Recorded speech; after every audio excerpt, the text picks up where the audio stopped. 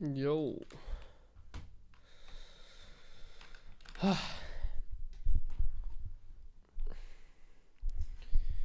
Yes, today we're gonna turtle. It's kind of what you have to do if you want to play late game.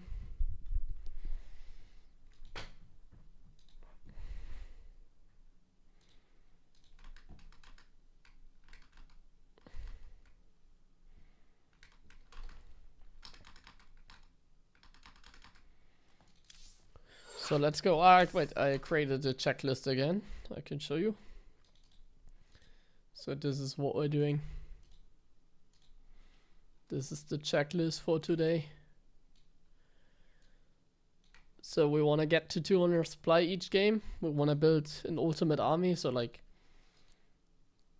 in like each matchup, we want to build like the strongest army composition that you can go for when maxing out. Very defensive play and setup, because that's the only way to really play late game. If you play more aggressive like I did the other days, you're gonna play more mechanical, you know. So you like there's more about like macroing and like getting things going, whereas this is like independent of like the setup that I usually talk about. So it's just getting to the late game basically. Let me show you. A submarine. Yeah, I'm kind of just killing some time until they release the patch soon, hopefully.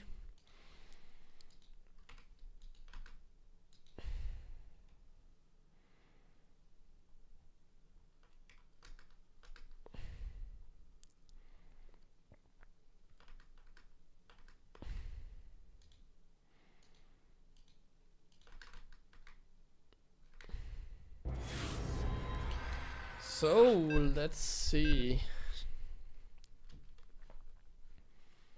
Protoss first. Okay. So we don't go for the basic build this time. The late game focus play is more. This is more beginner friendly, I would guess. Not enough minerals. But it's also to learn to use like the right units. I mean, there's a lot of ways to play and like get good. This one you don't need to learn a build. Not enough minerals. Not enough. So what we're gonna do is we play the most defensive opening, and we also don't really have an opening. We don't even scout. We play single player ultimately. That's what we're doing. We're playing single player. So obviously you need to know barracks gas opening. I mean, that's always the same. We're not gonna do anything crazy that differentiates from this.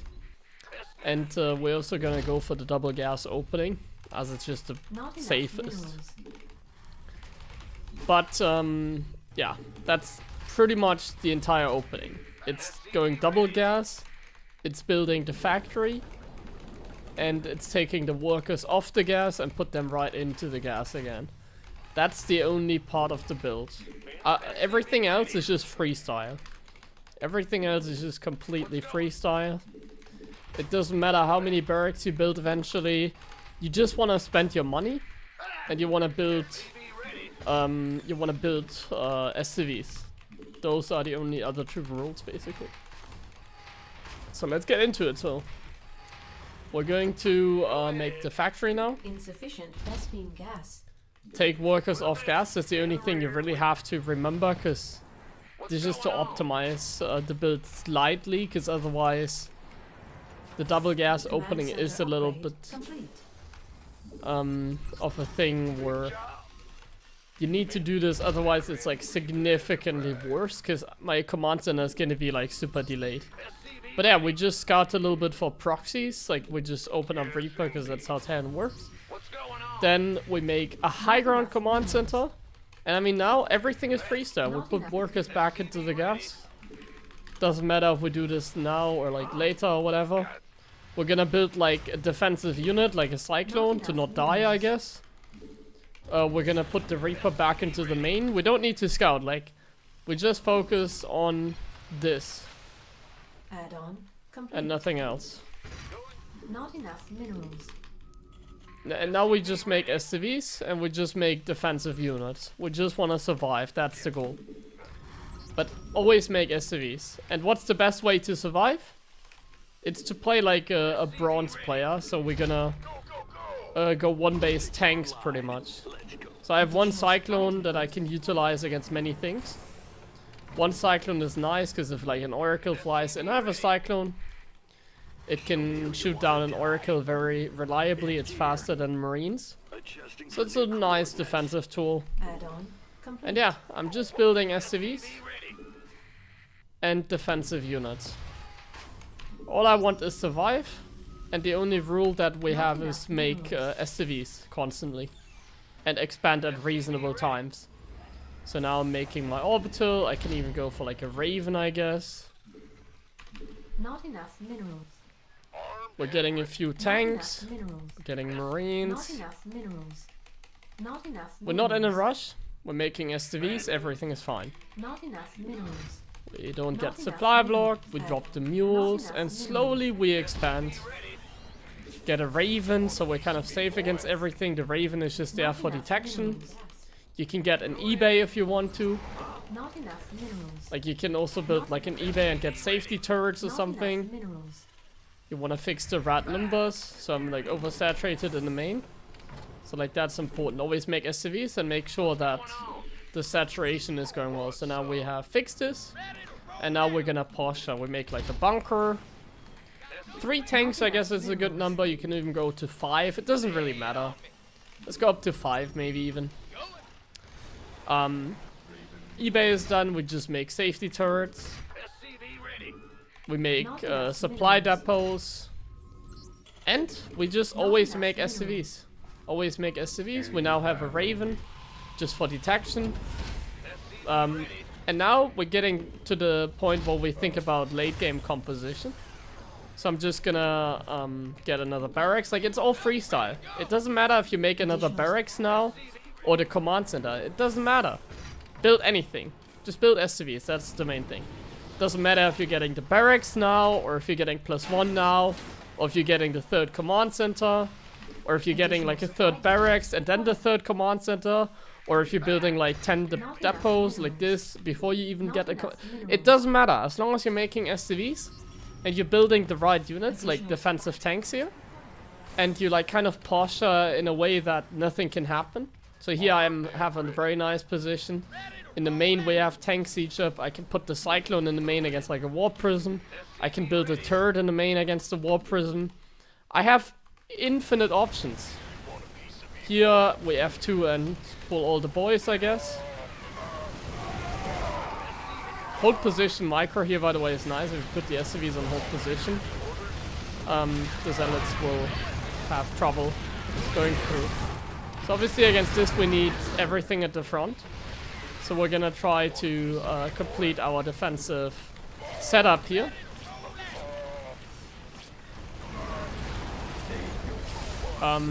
Let's get like a wall somehow. Like this, like this, like this. Let's just complete the wall. Ah, no. Not yet. Tanks, unfortunately, are not good against like mass charge zealots. We're doing some really good micro here, but we need to finish that wall and we need to survive against these zealots here. Not enough minerals. So our goal is to survive. We make SCVs always, and we make marines against zealots, of course. And now we have survived, I guess, officially. If he has a warp prism and comes from the main, then we're obviously gonna die. Let's get some upgrades. Not enough minerals. Against zealots, we should probably build marines. Upgrade complete. Marines and tanks should be our composition, but he has a lot of zealots, so... I'm worried about him going into our main base, of course. I'm very worried about that. But yeah, I'm just getting my defense. I'm going marine tank as my first composition. That's our first, like, defensive composition. I stabilize now. So now we can finally make the 3rd. Not enough minerals. Not enough yeah. minerals. We're not hitting any, like, setup. So, like, whether you make another barracks now or what, it doesn't matter. Just make SCVs once again. Always SCV production, that's like the main thing in StarCraft. If you're just pressing the SCV button all the time, and you're expanding at a good pace, everything is fine. Now I don't know what is our position, and the thing is we don't know when to expand either. But I guess it's better to be safe than sorry, right? So what does it mean? Well, I'm gonna wait at least until I have stim and combat shields. And I think we're even gonna go, like, take it a step further. We're gonna make a turret wall, like 4 turrets in the main already, before we're gonna expand. But you also don't want to be too slow, you know, like, of course eventually I have to expand. Because I am constantly making SCVs. And you can see that I'm like, getting slowly oversaturated. So that's, when you're constantly making SCV, a good sign on when you should, like, expand, you know. So, like, I should probably take my 3rd very soon. Simply because I'm oversaturated. Like, I have 7 SCVs here, too much. I'm like oversaturated. I have 4 tanks. I should probably not build any more tanks. Marauders are very good. Let's build some Marauders now as well against Protoss. And let's get some upgrades first. Okay, we're gonna expand now. I'm just gonna send a few Marines left and right. And then we're gonna slowly expand. Always make SCVs. And hopefully we don't get supply block. So this is an army. What does he have? Storm. Storm is really scary. I guess we're gonna already build Liberators then. Like, the goal is to survive. We need to target the High Templars with the tanks here, by the way. We just need to. There you go, we did it. But yeah, if you don't have a Ghost Academy, like, what's the best thing I can get against High Templars right now? Well, a Ghost Academy, but also the best thing I can get is a few Liberators, because our goal is to survive. Our goal is to make SCVs and survive, and now we're already on a good SCV count, and we're on 3 bases. So that's already a huge step, and we just took an amazing fight. So we can capitalize on it by just going hyper defensive. We're just gonna get double bunker, Liberator, set up, everything. Like, we're just getting everything. Cute little High Templar here. Obviously we are a high level player, so I'm gonna react to this. Come on, you're gonna run away. I thought you would at least stay and fight the SCVs. But yeah, this is the first part of our late game composition. We're building now some Liberators. That's the first late game unit that we're getting. We're building some Liberators. We're getting upgrades. Upgrades are usually more important than getting the late game units. So before I get into Liberator range, I first try and get like my upgrades going. I can get some Vikings, they are less gas heavy, for example. I can even get like more turrets, like we can make sure we don't die here. And we don't really have to hit like benchmarks, like, oh, 8 minutes into the game I need to expand. No, we need to survive. That's what we need. We just need to survive. And we need to make sure that we're building the right units. So sometimes you can even scan, see what he's doing. Can use multiple scans like this. And you see, aha, he's building a Colossus. I should probably go into Vikings. Tanks are not part of the composition. Tanks are only good in early game. Afterwards, we kind of stick to a different composition. We go into Vikings or Liberators. I'm building more Marauders. I see a lot of Colossus, so Vikings are the way to go. Some Vikings are necessary if I see 3 Robos. And the Liberators, I think, should also get into a position. And the tank should be sieged more, like, spread. So that he can't just come by from, like, this angle and shoot like the High Templar did and, like, storm or whatever. We just make sure of that. Getting a second starport. And as you can see, I'm not really hitting like any numbers. I just get whatever production I want. Like I can just go for like 7 barracks, 3 star. It doesn't matter. Just get starports and barracks because those are the units we want to get. So we have Marauders. We're getting Vikings. We have some Ghosts. The Raven. If you can't micro the Raven, just shift click it across the map somewhere, like all the way around the corner. And then just use it for quick harassment. Because you have Ghost in your control group. And imagine maybe you can't micro that. Not enough minerals. Yeah. And now we talk about composition already. Oh, we're getting attacked. Impede the High Templars. And run, or just fight, just fight, just fight. There's a lot of Colossus, so maybe we need more. Marauders and Vikings against the Colossus. F2 and go, but that means my Raven is gonna also get F2'd. I didn't lose the base here, that's good. And we should think about getting Liberator range now, because we're getting 3-3 now. Let's fix that Raven. We're getting 3-3 right now. And level 2 for the air. So now we have a lot of Vikings, by the way, we can transition into like more Liberators. I'm just making Marines here and some Marauders. Just some bio to spend my minerals. I now have the Raven. I want to get rid of the Raven. The Raven is annoying because it can like override stuff.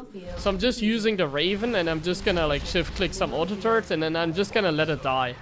Like this Raven is just gonna distract most. And here, should I get a reactor or should I get a tech lab? It doesn't matter. Like if you can go double tech lab and build 2 more barracks. These are the questions that don't matter when you're just playing late game. Our goal is to max out, and that's what we're focusing on. We're maxing out on the right units. So let's have a look at our composition. We have 6 Liberator, 8 Vikings, like 4 Medevacs. We can maybe get 2 more. 6, 8 Medevacs is a good number. We still have some tanks. We have a 4th base, and we have a lot of bio. We're lacking ghosts right now. Ghosts are what we don't have. We need some ghosts. Some ghosts, some more Marines maybe. We definitely want to get some of that. We're gonna re-siege the Liberators. And have them like cover every single angle. And we also want to go for a defensive setup here.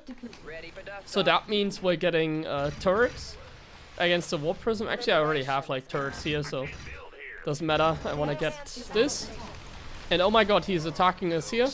Let's unsiege the Lips and yeah, shift click them over here. Or rapid fire click them over there.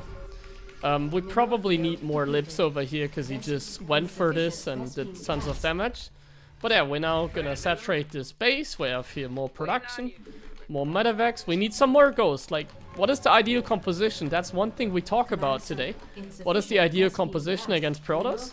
It's a few Liberators. Like now we have range. So we get like 2 Liberators here, 2 here, 3 here. So that's like the ideal composition. And like 8 ghosts at least. Like 8 ghosts is a good number. Vikings, it depends if they have Colossus. You can even still have like 10 Vikings. But Vikings, it really depends. Because we don't know if they're gonna have like carriers or something. And SCVs, well I have 69, but as you can see I'm already like mining out. So I can make a few more command centers and then maybe expand over here. So let's see, we have 7 ghosts, we're making 1 more, so that makes 8. Patch is not here yet, so I'm gonna go up to 10 ghosts. And now I want to have a few more Liberators, a few more Vikings. So I'm just gonna shift click a few bio units like this around the corner. I'm getting all the upgrades. I have 3-3. I want to get building armor, turret range. I have level 2 here. I'm just queuing up all the upgrades as you can see. Can even queue up the level 3 upgrade. And in late game as a Terran, let's dim these units. In late game as a Terran, you also want to add a few extra command centers. That's just what we always do. Cloak for the ghosts, that's also what we do. And we just lost a bunch of our supply. He's kind of not doing anything right now. So we should probably get some more Marines. Or not Marines, but like Vikings and Liberators. Because I'm afraid of like the carrier. I'm afraid of like an air transition right now. That's the one thing where you like your composition. It's kind of hard to judge. We're gonna split our bio like this. Siege up a few more Lips. We need more Lips. I only have 6. I definitely want to have like 10 Liberators at the very least. There's carriers. So we know we need some Marines, I guess. Panic Marines, I like to call them. And we're just gonna EMP everything and just dive in, because as you can see, his army is like extremely spread. So I'm just gonna do it like this. F2 everything over here, and then F2 everything over here. We need to remake Liberators. And we just defended his attack. I'm just using F2 to clear stuff. And I'm gonna remake defense. Some turrets, maybe. I have a lot of minerals, some turrets. And I think this gives us some freedom. But once again, we want to pay attention to our composition. So once again, we check. 6 liberators. We're making 3 more. I can probably get 1 more. How many Vikings? 6 Vikings. He just had carriers. I should probably get a few more Vikings. 9 ghosts is more than enough. And the rest is like bio. We still have supply open. Like, look at the bio ball. Looks good. So we don't really need to think about much more. I guess we can spend it on like a couple more liberators and Vikings even, you know. A couple more libs are not gonna hurt. A couple more turrets are not gonna hurt. And of course the air upgrades. We want to finish the upgrades. We're gonna siege up libs in each position again. 2 over here, and then 3 over here, and 2 more over there. And once again, we're now gonna get a lot of Vikings. Because I think he's going carriers. You can even scout that by just scanning. And yes, he's still making carriers. So if you have like 12 liberators, that's probably enough. Let's just max out on Vikings besides that. So our composition is extremely liberator and Viking heavy. And sensor tower heavy. Like, we want to have the sensor towers here in range to be able to deal with his attacks in time. Like, we want to be able to react to his attacks, basically. And let's get a few more libs. So now we're going up to like 12 liberators. He's just blinking in like a madman. And yeah, he has a lot of carriers, so we need Vikings, right? We just need Vikings and land EMPs, basically. Just get Ghost, Viking, Liberator, and sit back, basically. Getting more Vikings. And he doesn't have like Storm or anything, so I'm just gonna EMP and go for it. We're just gonna deep dive in, repair the planetary of course, and just dive in and go for it. Repair the planetary, remake like Marines, I guess. I have 5 ghosts, so I can probably get some more ghosts. We want to go up to like 8. And a lot of Vikings survived, so that's good as well. I'm just gonna quickly chase him, because that's free. And now, we just cleared another army. We are now 5 base Terran as well. Let's get some turrets. Actually, we don't need many turrets, but some are always good. And yeah. How many liberators? We check again. We have 9 libs. We can probably get 3 more. 12 is a good number here. 12 liberators. Oh, I maxed out. I have probably too many Marines again. Like, we have 20 Marines. How many Marauders? Honestly, we have a good number. We probably have too many SCVs even. We can get rid of some SCVs. Like, I just want to get a few more libs, so I'm just gonna get rid of like 9 SCVs. 3 more Liberators. I'll take that. So there goes the SCVs. There you go. And now we can remax on the Liberators. And that makes us happy. What is this, by the way? Let's clear this. I always like have this in sensor tower range. It's annoying.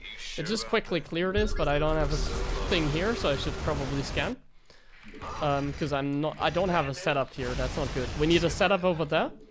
So that means we need to siege up some Liberators over there. Yeah. Let's do that. Let's also make some turrets here again. The tank can also be like there still. The tank here is not alive anymore, okay. A few more SCVs. How many orbiters do we have? Like 6. We can get a few more. We can go up to like 10 orbitals, usually. So let's do that. We're gonna go up to like 10. And we're gonna check what he has. High Templars and Tempest. So what is our goal against High Templars? It's to cloak ghosts and just get the EMP. So first we're gonna use the Vikings against the Tempest. And we're just gonna... we can even jump on the army, but yeah, we just scan the army. And we just, yeah, do this. Like, we're just gonna jump in with our Vikings. And if he doesn't have Templars in range, we just pick off the Tempest. That's the micro we do. This is why orbitals are really important. We just scan him. And then we do stuff. In fact, like, usually they don't even have, like, anything. So what you can do is, like, leave these Liberators over here. But you see right now, his entire army is right there. So we're gonna siege up all liberate, like we just unsieged a bunch of libs. And now what we do, we're gonna cloak the ghost. He doesn't have observers anyways, we just EMP everything. And now we just unsiege the liberators and we just go. No more storm. Easy peasy. As long as he does not have storm, we can just go, go, go. Go, go, go, and then we just rapid fire where we want to attack like this. And then we just EMP like crazy. Oh, there was one storm. And we just remake like marines and libs, I guess. I don't know what to remake, it doesn't really matter. And here we go. That's how we just win the game then. That's how we see an opportunity to just jump. We didn't need to do that, but like his army was extremely weak, so I just went for it. Even just getting the EMPs off was worth it. Now we got reported. Hopefully I don't get banned. Why 0 scouting? Because we're doing... like, I explain, like, everything, like, one stream at a time, you know?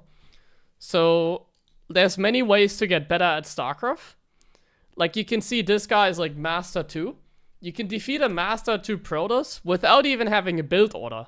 Like, what I did, I had no structure. I have, like, 9 barracks, 3 starports. I don't have a structure. I just freestyled. We just did freestyle. And today's focus is on the checklist that we have here. Look at my checklist. So we have this small checklist. So this is today's checklist. We want to go up to 200 supply. We want to build the ultimate army. So it's more about like the late game composition. So here I was talking a lot about the composition. It's going to be very defensive play and just a safe play in general and a safe opening. So like freestyle, we don't really have an opening. All we want is just survive and go to the ultimate army. That's kind of the checklist for today. Yeah.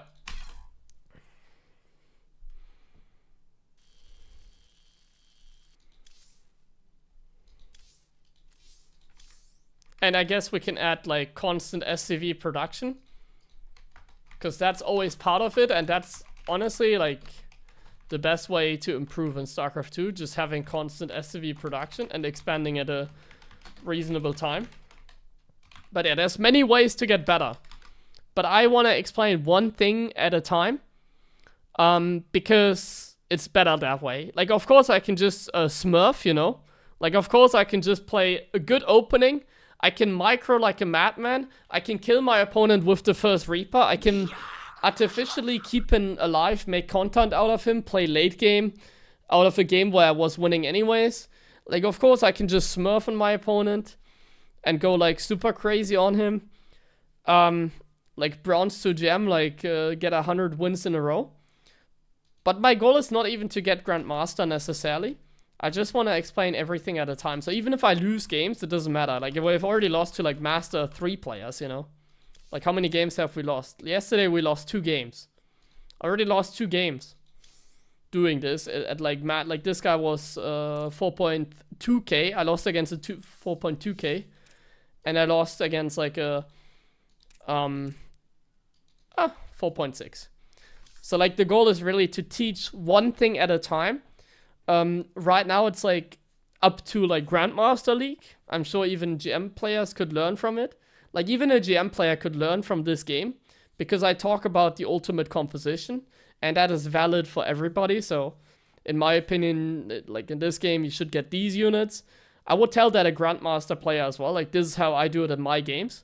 I just try and do these things now in my stream like one at a time. We don't want to like do everything at once basically. So today is late game focus, and that's why we're doing this. Yeah, that's the plan for today, therefore.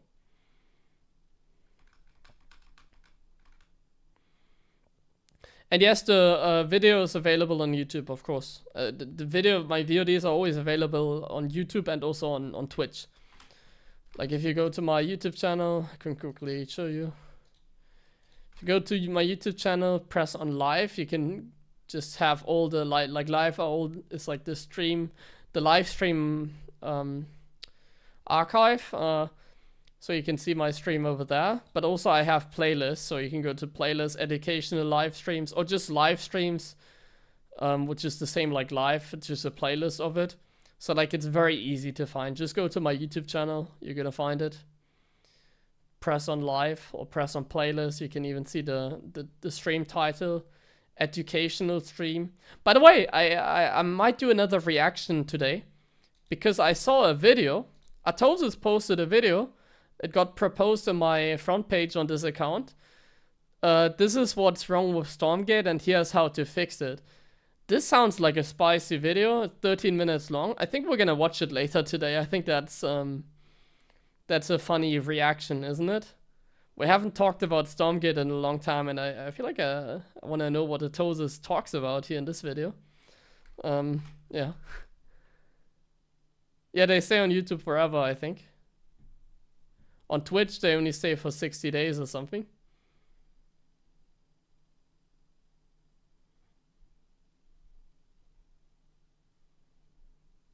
Why zero scouting? Because once again, we're focusing at one thing at a time. Today's not about scouting. So if you want to learn how to scout, that's going to be another stream. Today is all about late game. Once again, the checklist. Today's checklist is we want to get to 200 supply. We want to just talk, like primarily we talk about the ultimate army composition. So in each matchup, I will go up to the best 200 supply army with a few adjustments. Like if the Protoss makes carriers, you need more Vikings. How to micro, like if the Protoss doesn't have Storm, you can just like dive in and like go for the carriers A move, you know, that sort of thing. You want to go to like 12 Liberators, siege them up in each base, unsiege them if you want to like dive on the Protoss like I did. I unsieged a lot of my libs and then I just went for an attack. We want to just promote more defensive setup and play. And a safe opening. So our goal is just to survive. We don't have an opening. Our only rule is really constant SCV production. Other than that, the opening, the setup. So for example, everything that I was talking about the other days, I could implement that here as well. But it's not necessary, you know? So like, what did we talk about yesterday and like on the macro stream? Well, I talked about the setup. 1-1-1 into 5-1-1 into 8-1-1, you know, or 8-2-1. So 8 barracks, 2 factories, and 1 starport. Here it doesn't matter. We don't do this here. Here it doesn't matter. You can go for 7 barracks, you can go for 6 barracks in late game, you can go for 10 barracks, it doesn't matter here. One thing at a time, basically. Of course, it would be better if you know that, you know. That's what will make you the best player. If you have all this knowledge that I usually try to implement in my like normal ladder games. Like of course if you're like above, like if you're like a GM player or whatever, a lot of the things that I like, if you're like GM, you have to like follow structures, you know. You have to play a build order. But if you're not like 6,000 or more, you don't need to play build orders, you know. Like for example, you don't need to play build orders. You just need to know certain things. You need to know how to play late game, or you need to know how to like get the setup going, like I explained the other day. Like you don't need to know everything, you know, in order to get Master League and even Grandmaster League. That's what I want to teach you here. You don't need every like bit of information. You don't need like to play like Clem, you know. You don't need to like pressure the Zerg with Hellions while perfect macro in the background while going into the late game. No. You just need to follow certain steps and that will already make you like a much better player, and that's what we talk about here. That is the main point of these videos basically. Or these live streams. And I'm also just trying to kill some time because the new patch is coming up. Of course, if the new patch hits, I'm gonna play it. I'm gonna do some more tryhard streams again. Right now I just enjoy this, so I like to like stream what I enjoy, you know, and I just enjoy this much more. I also like to like put more quality into my stream, which I think I'm doing. I just enjoy this way more than like the usual streams, where I'm just like playing ladder games. I don't really see the point at the moment with like the old patch and stuff. So I'm just trying to kill some time. I'm also just waiting for the IEM announcement. I hope it comes up. Maybe it comes today. I don't know. I'm hoping they're gonna announce IEM Katowice soon. Otherwise I get worried that it's not gonna happen this time. And I hope they're gonna release the patch soon, basically. Okay, let's focus on the game. So TVZ.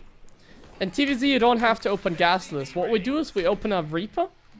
And one thing that we do, we just shift click like the Reaper around our base, you know? That's the one thing we do. Not enough minerals. We don't even send it across the map. We just build a high ground CC. Like, look at, I'm just building a high ground CC. We're just playing a safe opening. And we follow one rule. What is the one rule that we follow when it comes to our opening? We make SCVs. Make SCVs. Command center upgrade. Also, you need to know the first, like, 2 minutes like this. You need to go Reaper expand. You need to go Marine. You need to then build the factory. Like, that's as much knowledge as you need as well. You need to make SCVs. And you need to be able to make the factory at 2 minutes and, like, 15 seconds like this. And then you're all good. Like, now, you're all good. Like, now, it doesn't matter what you do. Like, now it's just freestyle. We just make SCVs. And we want to expand at a reasonable time. So when is a reasonable time? Like, do we need a third base now? Like, should I take another gas or a third base? So we can make a third. We can also take the gas. In TVZ, you have more freedom. Like, we can do both. Like, we can just take a third in TVZ. And, take another gas and make a bunker on the low ground, you know? So we're just doing this. We make a bunker here on the low ground. We take a gas. We make an orbital. We make SCVs. And we make a tech lab. We just go tank. So look at this. Of course, this is a little bit dicey, because if he goes like circling flood right now, it could get annoying, you know? Like, this could be dangerous if he does like some kind of circling rush. But yeah, we just want to survive, basically. We get a few tanks. We now have the command center done. We're making some marines. We're fixing our economy. And the one rule that we follow is SCV production. Everything else doesn't matter. Everything else will be getting like the right units in the late game. Like, keep in mind, our goal is to just survive for now, build SCVs, and get to the late game, you know? That's our main goal. We can also use the Reaper for scouting. Like, we can shift click it at the third like him. At his base, like this. I'm just gonna like do this. And yeah, like the next step doesn't matter. It doesn't matter if you build 2 e-bays. It doesn't matter if you build 1 e-bay and 3 barracks. It doesn't matter what you do. Like, just spend your money somehow, like somewhat reasonable, you know? Learn how to spend your money somehow reasonable. So like, what would be a reasonable way to spend your money? A few more barracks, an e-bay, for example, like this. That's already reasonable. Like, starting the upgrades like 4 minutes into the game in a TVZ, that's more than reasonable. Make depots, of course. Make more siege tanks. We don't want to build too many tanks, maybe, against Zerg. I'm not sure about it, because they also have mutas, but we're gonna build a lot of tanks, I think. We're gonna go for a very tank-heavy game here. Yeah. Now we're gonna take the gas here. These are the rules that always fit. We have fully saturated base, we take the gas. And now the question is, when should I expand, right? You might wonder, when do I take my third? And the answer to that is at a reasonable time. What is a reasonable time? Before 6 minutes is really early and really good. If you take a third base before 6 minutes, it's already really good. Should I get, by the way, tech labs or reactors? Doesn't matter. Like, you can go build all tech labs. It's okay. Build 3 tech labs, 4 barracks. Build 4 tech labs, 5 barracks. Just spend your money. So, like, before 6 minutes is a really good time. And look at my saturation. I have too many SCVs here. I'm fully saturated here. So it's probably a good idea to expand soon. Let's get the upgrades. So we're getting really good upgrades as well going. At like 5 minutes, we already have stim, combat shields on the way. I think we should expand now. Before 6 minutes is a good time. So let's expand. When you take the third against Zerg, there's also the point where we need to consider like getting turrets against like mutas, for example. So let's do exactly that. We're gonna build a few turrets, like 1 in each mineral line and 1 in the production, and then 1 extra turret somewhere spicy. So what is the spicy position? Your rally point, for example. Just like that. This guy is not from us. Let's kill him. And also against Zerg, you want to really continue the upgrades. Upgrades are really important. So let's just get this. We don't have a starport yet, so we should probably get one. In order to get a reactor for that as well, for the starport. We can make like one more turret here. We can make more SCVs. We can make like 2 bunkers. We should make units. I'm not producing units right now. That's really nasty. And we're being attacked here. And our tanks are really spread as well, which is definitely dangerous. We need to target with the tanks to maximize damage. They need to be targeting the roaches. And then afterwards the Ravagers, I guess. This is an unfortunate timing, because our opponent is attacking before I have Stim out. So that's a very unfortunate timing. Maybe I want to get a second factory even to spend my money. The best thing I can do in a situation like this is just try and hang on like 2 bases. Because like obviously I cannot expand right now, he's just gonna kill us. So I kind of just have to hang on here.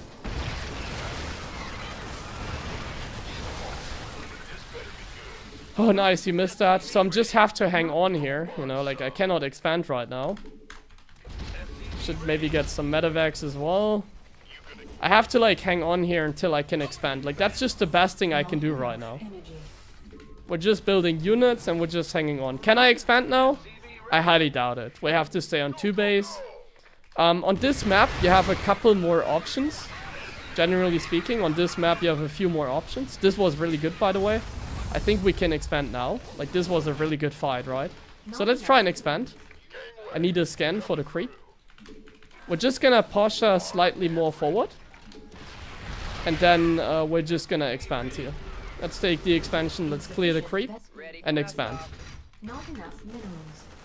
And once again, our composition is gonna be in the mid game. So we're still in the mid game. We're like on 2 base and then on 3 base. Our mid-game composition, very simple against Zerg. Tanks and Marines. Tanks and Marines, very basic. There's more creep over here, let's kill that. And also, my tanks were too spread. It really didn't work out against the roaches, because I didn't have enough tanks to begin with. Oh my goodness. That's really unfortunate that he's hitting us before we are sieged. Let's siege them up. Let's unsiege. Let's use the command center for a little bit of scouting, but we need to be careful, it's gonna die. And let's siege the tanks forward. I need to expand now. Let's put SCVs here. Let's expand. And let's get our base set up again. So fix the numbers. And how many SCVs do we have? 70 on 3 base. That's more than enough. Let's not make any more. Focus the roaches if you can. Focus the roaches and the Ravagers. Maybe I can jump here, get upgrades. And our goal on 3 base is just get upgrades and tank marine, by the way. That's our 3 base goal, upgrades, tank marine, and like a setup. So we need to get like turrets, bunkers, just get a small like defensive setup. Like this. So now we have a nice looking setup, right? Maybe one more bunker even. Yeah, get the right thing. So what do we need? Upgrades. Upgrades for tanks and marines. And we need tanks and marines. That's what we need right now. Tanks and marines. When do we take the 4th base? We could probably build it now, right? Seems like a reasonable time. Let's build the 4th base. We have a sensor tower. One more thing we can get is a few turrets around the base, like this. Like this. Just because we can. And some more extra supplies. So one thing in TVZ that is dangerous are Brute Lords, actually. So Brute Lords are dangerous, I feel like. Because what if he hits us with Brute Lords right now? We have no answer. So what I like to do is, in a situation where they could go for Brute Lords, I just get, before I go into the Ghost Academy, which is going to be our first late game unit that we built here, I built a few Vikings, actually. I just built a few safety Vikings. Oh, Banelings. Well, if I see Banelings, I think we can be sure that he doesn't have Brute Lords on the way. But still, just some safety Vikings. Just some. Look at this tank line, by the way. Beautiful, isn't it? Beautiful. This tank line. So yeah, we have a nice tank line. I think we're closing it at a good number. We're on 4 base very soon. I think it's reasonable to build a few more barracks. Let's go up to 7. Once again, it doesn't matter what number you hit. And let's get some Liberators as well. Once again, we go for a Liberator Ghost setup. But not too many liberators, just a handful maybe. Just handful libs, because why not? Let's clear that overseer over here. And more tanks. And now we have 3-3. Now we can start building ghosts actually. Now we're gonna start building the ghosts. We need to siege the tanks as well here. The Vikings were not in position. I lost a bunch of tanks, so I'm obviously gonna remake those. We're gonna remake all the tanks that we lost. And we're gonna reposition them. So let's get a nice spread going again. And we're also gonna go towards this side over here. And expand down here. So we need to clear the creep, of course. There's a lot of creep over here. Oh, I just dropped mules. That could be a mistake if there's another creep tomorrow I can't see. So yeah, we're just gonna expand here. We need more tanks. Tanks are key. We need more tanks because it looks like he's going for a very aggressive style. We're getting the last bit of upgrades. We need to remake the sensor tower. We can use like the Vikings as a way here to patrol and see when he's attacking, like this. And we should spread like the Marines or something like that. Maybe even get a few Marauders or something, you know. Doesn't hurt. And now we take the 4th. Takes a while because there's the creep. Here he is. We're gonna target the Banes. And we're gonna snipe the Ultralis. Now it feels like we need some Marauders because we don't have a lot of gas against the Ultras. So I'm gonna get a few units that can handle the Ultralis, I imagine. Gonna get a few units that can do something. And we're also finally gonna take the base here. We need to get the tanks sieged up again, and we need to get a planetary. So we're now in 4 base. Good. We need to make Marauders against Ultralis. So like not just tank marine, we also need some Marauders because otherwise the Ultralis are just too damn powerful. The Vikings to zone the Vipers. Once again, we put them at the front a little bit to zone. We hotkey the Ghosts. So how do I hotkey my late game army? I usually hotkey my Ghosts. And then I just use the Ghosts and I spread the rest of my bio. So you can see, I'm just spreading the bio. I put some in front so he doesn't get an easy time jumping on us. By the way, this creep here is very cocky. Let's get rid of that creep. Just a little bit. And let's get the Marauders in position. Let's get the last bit of upgrades and let's start building a few command centers because I kind of need a few more command centers, don't I? Let's get a few more. Oh no, I don't have my shit hotkeyed, so my ghosts are very damn exposed. And this is a problem because he takes out... Oh, he doesn't take out the planetary! You kidding me? No, he does. Aye. That's bad because I haven't remade any bases yet. So I guess we're gonna have to fly over very soon. That's really nasty. I also need like another factory because the splash units are important. Like you can see I have enough bio. I need some more like splash units like tanks. That is really annoying now. I don't really want to push him because our plan is to go for the late game. And pushing him is not a valid option right now, I think. Because he might go for the... he probably just has too many bases and units and stuff, you know, so going for an attack right now I just don't think is like a valid option. I think we just have to wing the hyper defensive play here. I don't think we have a way around this. We just need to embrace the defense right now. Though there's a base right there, I can probably try and kill that. So I'm gonna hotkey some bio, take some of the bio, and we're just gonna say hello to that base. Scan here to see if he's here. No, he's not. We'll just take out the hatch. I mean, that's nice. But we need to be careful. He could be coming our way any second. Just use the sensor tower. And it doesn't matter if we don't have the 4th. We just need to survive. That's what matters, at least for now, in theory. And we want to go up to a few more command centers as well. We need a 5th base, of course. This is really dicey. This is extremely dicey. We don't have a 5th. Our ghosts are really exposed. We're using the sensor towers now as well. We see some transition. We have a lot of ghosts. We need some more ghosts. Maybe we need some anti-air soon because it looks like he might go for Brute Lords. So now that he's going into Brute Lords, let's talk about the composition we need to aim for. Let's also send some units to drop because I need supply. We don't have enough supply available right now. So what is the composition I aim for against Brute Lords? Well, first of all, 9 ghosts are more than enough. We don't need more than like 9 ghosts. 9 ghosts is a very good number. Let's snipe the ultras.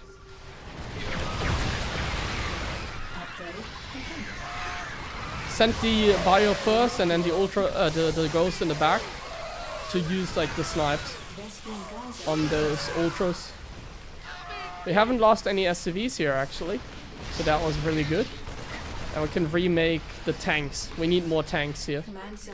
Need to remake the tanks. We need to remake some of the ghosts. We have enough ghosts though. 8 is a good number. There's a Nidus over here. I guess we can do this. Oh, there were 2 medevacs that I dropped here. I can use these as well to do stuff. And in late game, of course, we're gonna kill this overseer because that overseer is nasty.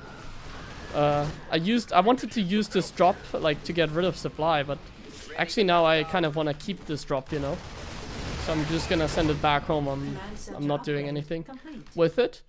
I need to like F2 here.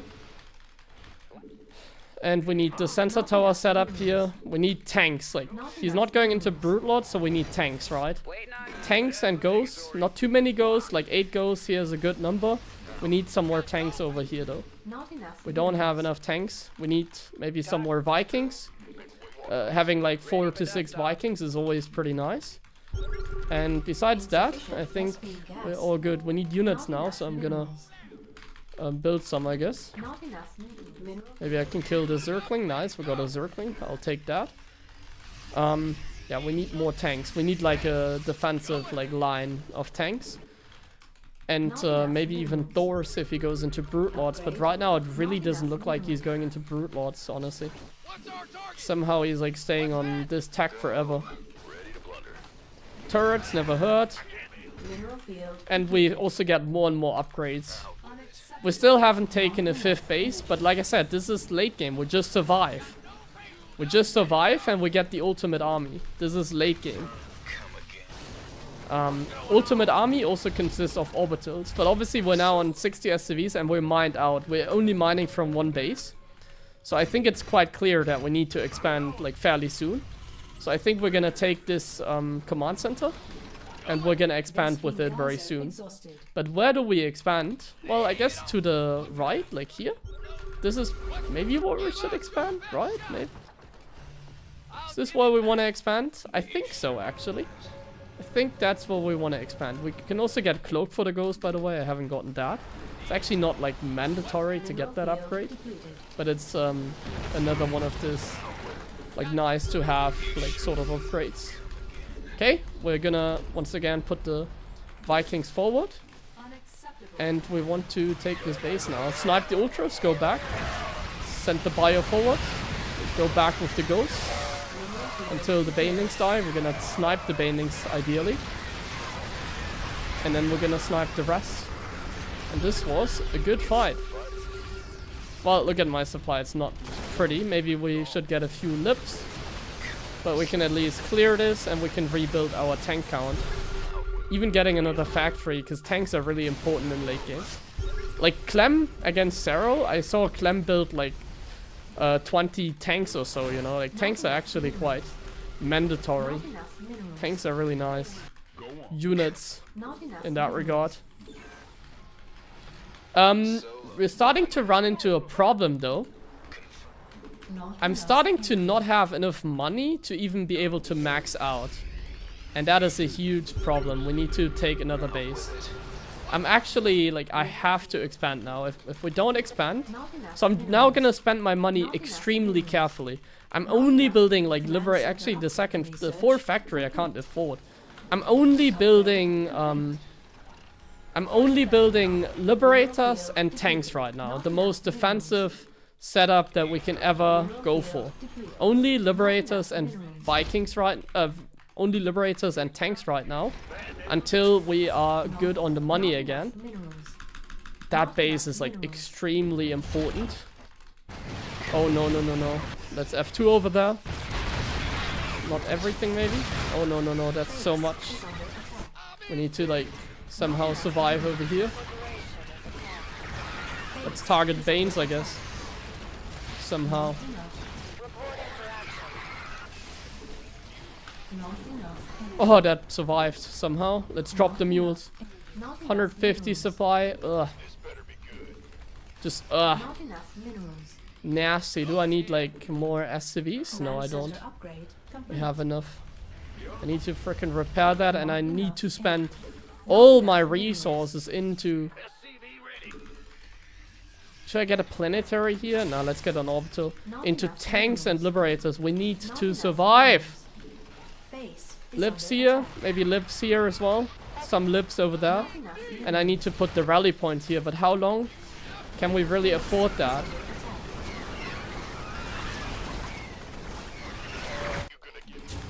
I need another expand. Oh no. Ouch. insufficient Ah. gasoline gas. Okay, now we're also running out of like gas. Not enough energy. Ah, Not enough. tough one, tough one, tough one. Not Still enough. has infinite money. I'm really trying my best, but we're not getting to the army that we need to get. I mean, I'm just like, if I can re-max, I'm good. Like, it also depends on how much money we have, right? Like, in this case, I have, like, no gas. Not enough. So if you're, like, so broke like me, like, if you're completely broke and you just want to survive, what is the best unit to get? Insufficient. Tanks and Marines. Tanks, Marines, and Marauder. Not Some enough. tanks, because we always need splash. Maybe even Widow Mines, but honestly, let's not get Widow Mines. They kind of do a lot of splash on you as well. But yeah, we just get a few turrets as well to protect our liberators, I guess. Geyser exhausted. But yeah, we just go tank, Marine, Marauder now to re-max. And to have like enough units to like survive, you know. Like we're lacking the gas basically. We're lacking the gas, and that's why I'm only building those units, and I'm not getting like more ghosts, for example. I can't afford the Not ghosts. enough minerals. I can only afford like cheap units right now in order to survive. Energy. I have to drop like every single mule over here. Sensor tower, by the way. I always remake the sensor tower. Very important. Not enough. If he now goes Brute Lords, it's a good finisher. Ah! He is going Brute Lords, so we need Thors. I cannot go for Thors anymore. So I need Vikings. Insufficient. Yeah, that's the finisher. I mean, honestly, he could have also just remaxed on his composition and just kill us, you know? Like, to be honest, like, going for Brute Lords, I think anything would have been a good play here, so... It's not like this really matters what he does, like, I'm just dead either way, you know? It doesn't matter what you do. Insufficient. Just kill me already. I'm gonna use the Vikings that I have and the Ghost to utilize them against, like, the Brute Lords. Like, we're just gonna try and snipe them from a distance, get some kills, but it's kind of difficult, as you can see. Avoid the fungal, but like when you get sniped or when they are charging up the snipe, sometimes you can't even avoid that. But they're gonna target the Banes and go back with the bio, I suppose. But obviously this is just desperation. But honestly, I think we're winning this fight. We're gonna snipe the Ultralis. At least we're winning this fight, right? We're gonna unsiege the Lips and just go for the Brute Lords. Yeah, we're winning a fight. There's some Thors coming. Tanks and Thors, we can remake those units, I guess. Not enough. And our supply is not absolutely trash. That's nice. Let's maybe use this momentum here to clear the creep. Just quickly. Like, just give me some of your creep. Not creep, but also like spore crawlers. And then we're just gonna go back again and expand. We're gonna unsiege the couple tanks that we have left. And once again, we survive, but he's also mining from our base over here. Are you ridiculous, man? I just saw that. He's like literally mining in front of our base. I think he's having a good time. I don't. Not enough energy. Not enough energy. Not enough minerals. Not enough minerals. Not enough minerals. Insufficient Vespine gas. Yeah, what can I afford? Marines and tanks. And some Marauders against Ultras in case they come here. Mineral field. That's all we can afford right now. Minerals. Mineral field depleted. Not enough. These are the 2 bases we need to protect. This base I need to mine out fast, I think, so let's do that. Let's just focus on mining out that base.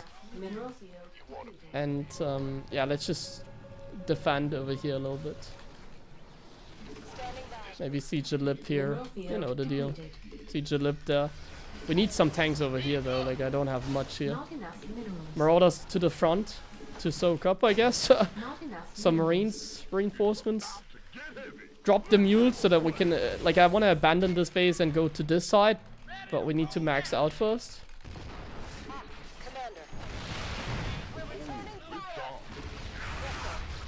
How can we help? Okay, that's annoying.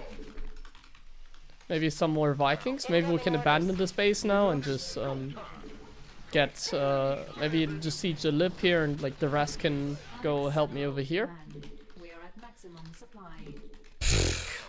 But yeah, this is the late game composition I go for, like very tank heavy, and it depends what he does. If he builds brute lords, Freedom. I feel like we want to build more. If he builds brute lords, I feel like we want to build some Thors even. We're returning fire.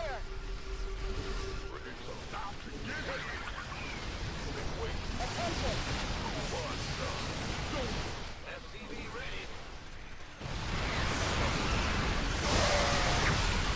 Mineral field depleted. Okay. Avoid the parasitic bomb. Okay, these are our expansions. We want to take them now. We also want to mine out here. If this base is mined out, we can give up the position, and that's totally fine to us. We want to give up this position here and mine from here. Mineral field depleted. In fact,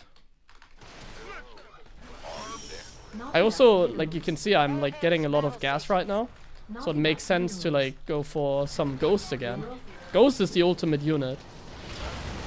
But insufficient. tanks are like the Must be surviving gas. units. Like if you just want to hold on and he's like throwing waves at you, you need a lot of tanks until they have like brute lords, of course. They are key. Mineral field depleted. Vespine geyser exhausted. If they have like ultralists, we also get like a bunch of marauders. They are cheap. At the very least, they are cheap. Vespine geyser. Mineral field Okay, this base is depleted. mining out. We can slowly but steadily expand over here Depleted. and also kill SCVs that. under attack. Okay, we're just gonna trade bases. Like you can have this base, it's meaningless. Insufficient Vespine gas. Oh, I just lifted barracks accidentally. Let's fix that. Oh, I can't fix it over here, I guess. We're gonna trade bases. We're gonna take this one now.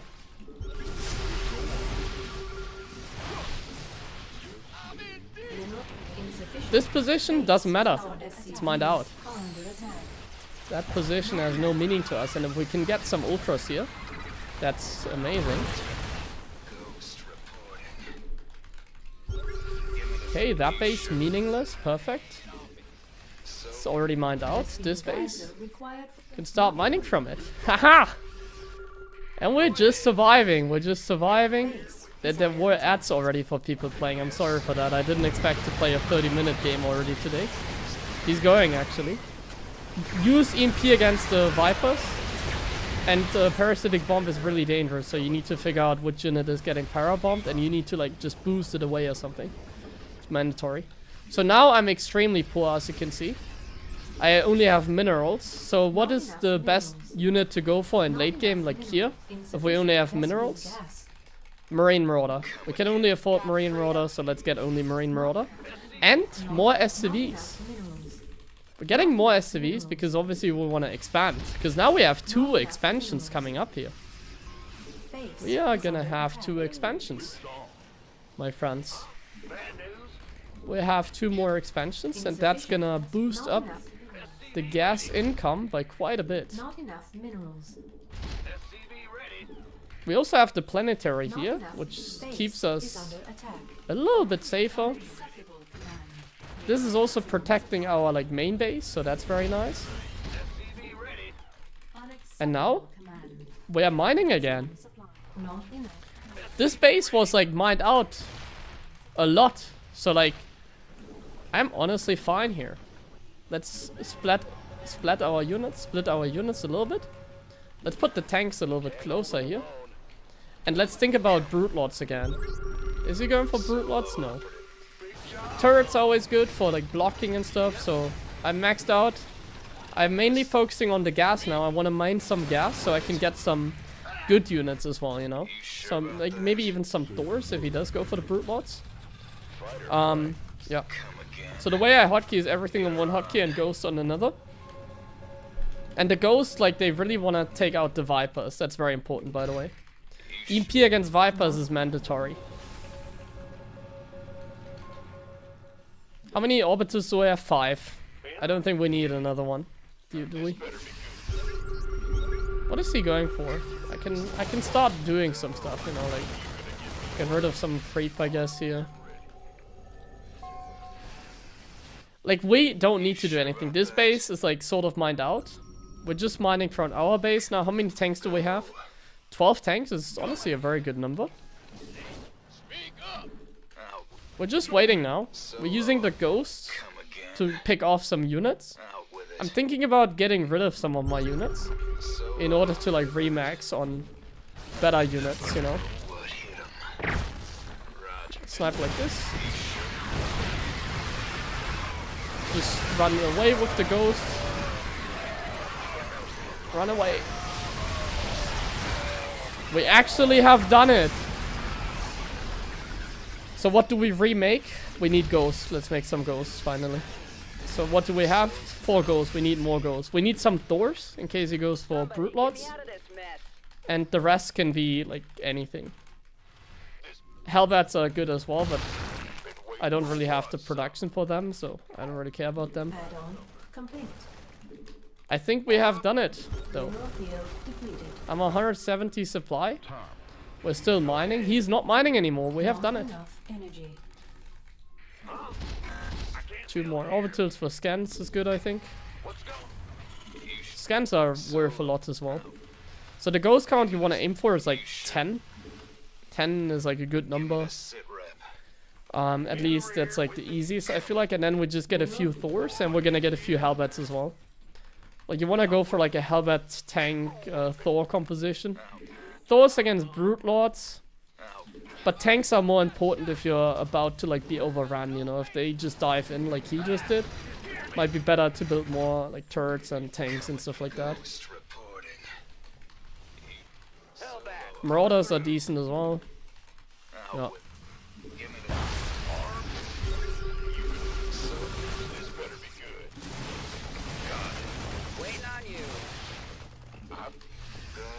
I'm just waiting to max out and then I think we can kill him. So we have 10 ghosts, we have some Thors.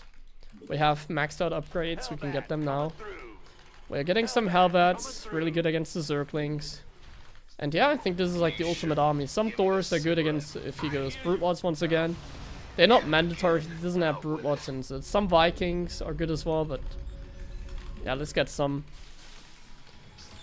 And let's do something now. What is he getting? Let's first figure out what's he doing. Nothing. Okay, well then I guess we're just gonna attack. This is it, the ultimate army, my friends. Research complete. The ultimate army. Command center upgrade complete. We're gonna shift click some Hellbats on that base, I guess. We're gonna siege our tanks. He even rebuilt that hatchery even though there's like no money on that base. What is he doing? Mineral field depleted. Mineral field depleted. Oh, come on. I have to like take out every hatchery individually now. Mineral field depleted. Unacceptable command. We are at maximum supply. Liberators with range are not mandatory in TVZ. Thors can be enough.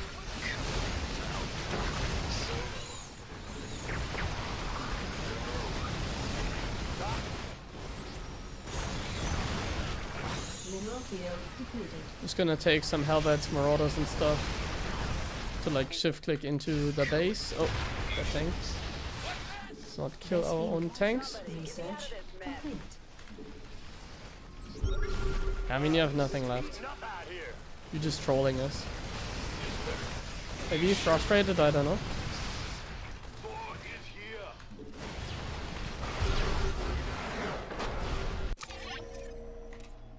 Oh.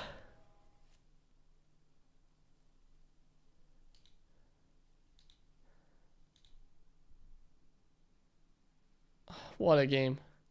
This map really helped. Like on any other map this wouldn't be viable, so like I would have lost on any other map. This map is obviously very good for the late game, and this game I think was a good example. So the tricky part is like knowing what units they make, but like some Vipers, some Vikings to zone the Vipers, you always want to EMP the Vipers as well when they come in. And the way that you micro is, I have the Ghost on a separate hotkey. I just A-move with my units. Sometimes I target Banes. But usually the way that we micro, if you pay attention, is I pull back my Ghosts. I like to just pull them back. So look at this. So here I'm doing like some fancy sniping. At some point. So here I go on a little adventure. I snipe an Ultra. So how do I micro this? So I just A-move like my bio. And then I like use the bio, I pre-split the bio, so like not everything is over here. Like you can see I pre-split my army. And then I just pull back the ghosts. Look at my ghosts. They just run back, back, back. And then as soon as they are like far enough away, they use snipes on the ultras. And then the bio I split a little bit in the meantime. And then if they get like in range of the Banes again, they run away. And then snipe again. It's usually how I micro it. Run away. And then if they are safe, if Marauders are like soaking up the damage, I go for the snipes. EMPing the Vipers is always the most important. If you get EMPs, it's very important to do that. But yeah, the tricky part is knowing when they go for Brute Lords. And if they do, you need to add like some Thors. Thors are the easiest way to deal with Brute Lords. If you have like a bunch of Thors, they're going to be extremely helpful.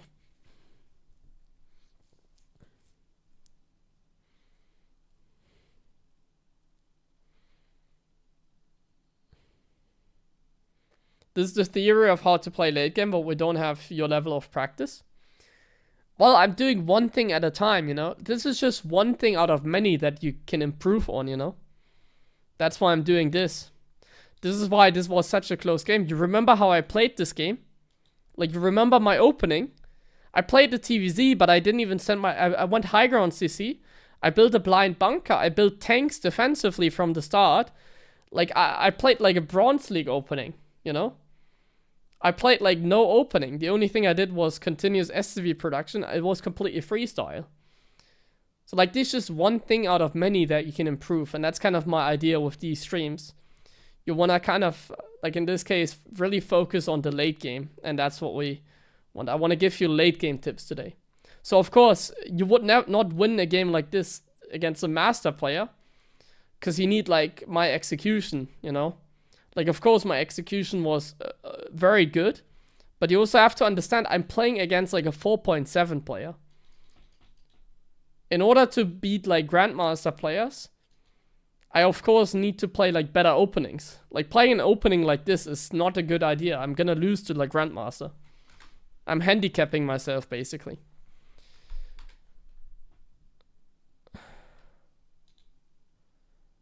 Ich bin auf Pro, ja. Ich warte gerade auf Turniere. So it's more about the fundamentals, but even Grandmaster players can learn from like the late game idea, you know. Like even some, like the ideas are like top gem, you know, like the ideas are like things I would even teach like high MMR players. These are not things I would just teach like somebody at bronze level. These are things I would teach like legit anyone. But in order to become, like, let's say a GM player, what do you need to become a GM player? Well, I have my checklist for today. But this checklist is only for late game. And in order to become a Grandmaster player, you need a good opening, you need good execution, you need to know, like, everything that I talk about so far. You need to know every single bit of information out there.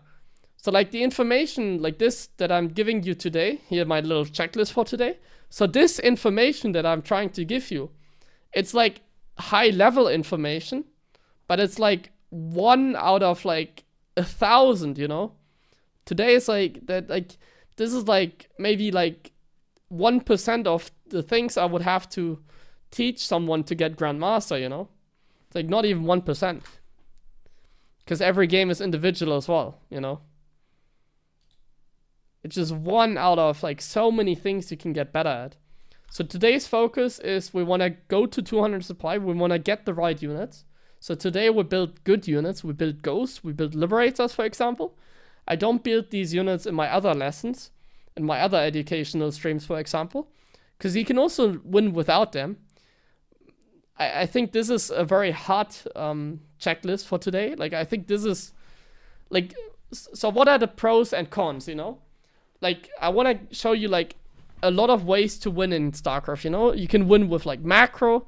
You can win by having the knowledge like how to set up 5 barracks into 8 barracks, 75 SCVs, magic number, everything I was talking about the other days. You can win like that. You can win by cheesing. And you can also win by playing late game. Now, certain things are more difficult than others. So what are the pros for this? The pros for this checklist and the late game stream today, the late game educational stream today, the pros are actually very simple. You can freestyle and you don't need to follow a structure. The only structure that you need to follow, expand at a reasonable time, and build the right units, like the right composition, and constant SCV production. These are like the basics. You don't need to like hit like benchmarks or like magic number 75 SCVs. It doesn't matter. It doesn't matter if you build 7 barracks or 8. It doesn't matter if you build like, as long as it's like somewhat reasonable, it's fine. You can freestyle. Like with this, you can freestyle, you know? That's the pro side for this playstyle, the late game playstyle, or like, yeah, how to get good at late game basically, or how to get there. What are the cons? I feel like this is hard. This is something, if you wanna like improve the fastest way, is this something I would teach someone? I mean, it's nice that you can freestyle and that you don't need a build order. I mean, that's nice, right? Those are the pros. But the cons are pretty obvious. The micro with the ghost and like the setup, like it's still hard, especially like the ghost micro and stuff like that. It's difficult, but it's also effective.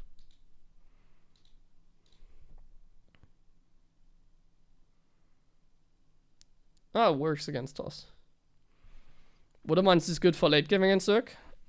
Yes, like in this game, Woodermines would be good. If he doesn't have Ravagers, if he doesn't have Lurkers, Woodermines are good, yeah.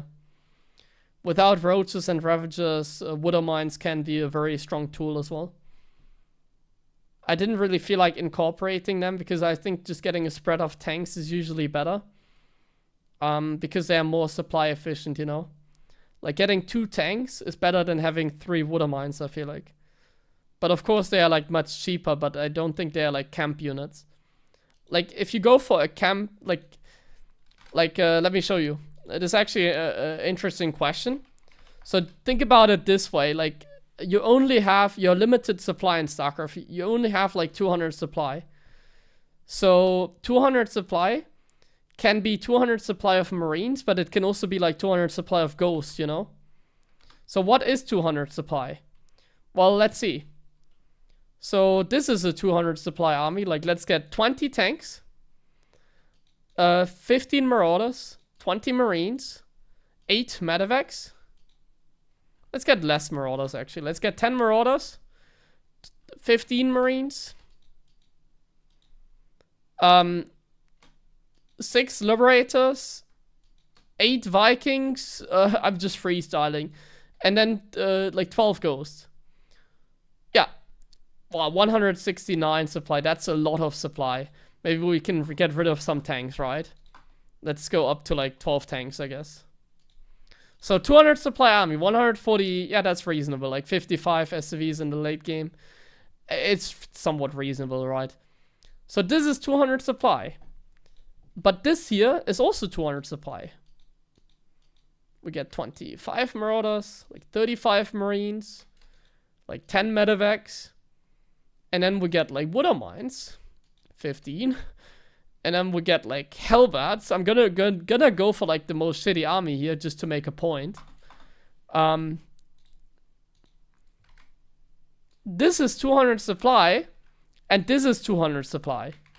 What army do we prefer? Do we prefer having like this army or like this army? And I think this is a very simple idea, but yeah, you only have 200 supply, you know? And of course, this is a cheaper and easier army to get. It's like 200 supply, but it's like 200 supply of like trash. And you also see that in the cost. Like, look at the cost. This army costs like nearly 3 times more gas than the other army.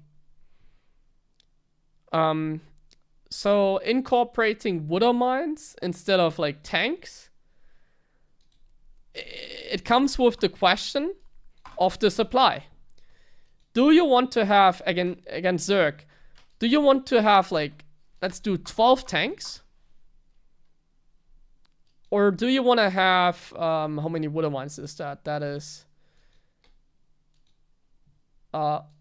18 water mines. So what do we prefer, you know? Would you rather have like 18 water mines or 12 tanks? I think the answer is pretty simple. So yeah, water mines are more like aggressive unit because they are cheap, easy to build. Tanks, of course, are much more expensive, but they're also like so much better like investment. And the goal of late game is like building an ultimate army. And you can't really build an ultimate army if you make like mass water mines. In TVZ in particular. In any matchup, to be honest.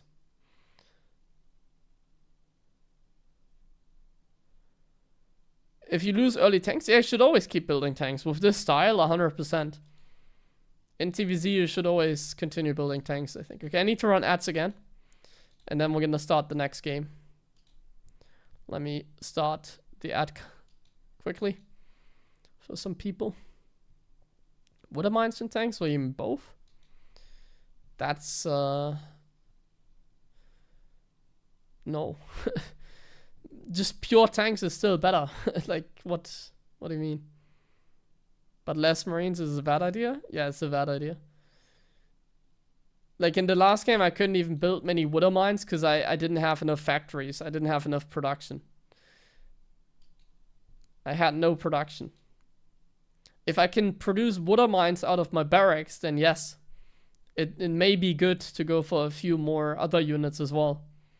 But I can't, I don't have the building time, you know. In the last game, for instance, my factories were always on fire. Like, they always had to produce tanks at every time. And instead of water mines, I would rather build Blue Flame Hellbats, by the way. Blue Flame Hellbats in the late game are a lot better to incorporate together with your tanks. Like, having like 6 Hellbats or 8 with Blue Flame with +3 is amazing against Zerg. It's always good. But for that, we just don't have the production, you know. I can't just warp in water mines or build them out of my barracks or whatever. I just simply didn't have the production. I had to spend every penny that I had on tank production. And I also had like no money to even build another factory. I even cancelled one factory that I was producing because of how poor I was, you know. Okay. And usually water mines are a bad investment. Because tanks can get up to like 30 kills easily. If you're playing like defensive with tanks, they can gather a lot of kills. Water mines, usually they shoot once and then they get killed. They always trade pretty well, but they never trade like amazing unless like the Zerg makes a blunder, I guess. That's another thing to keep in mind. But the main point is what I just explained with the supply. The supply is way more important than anything else.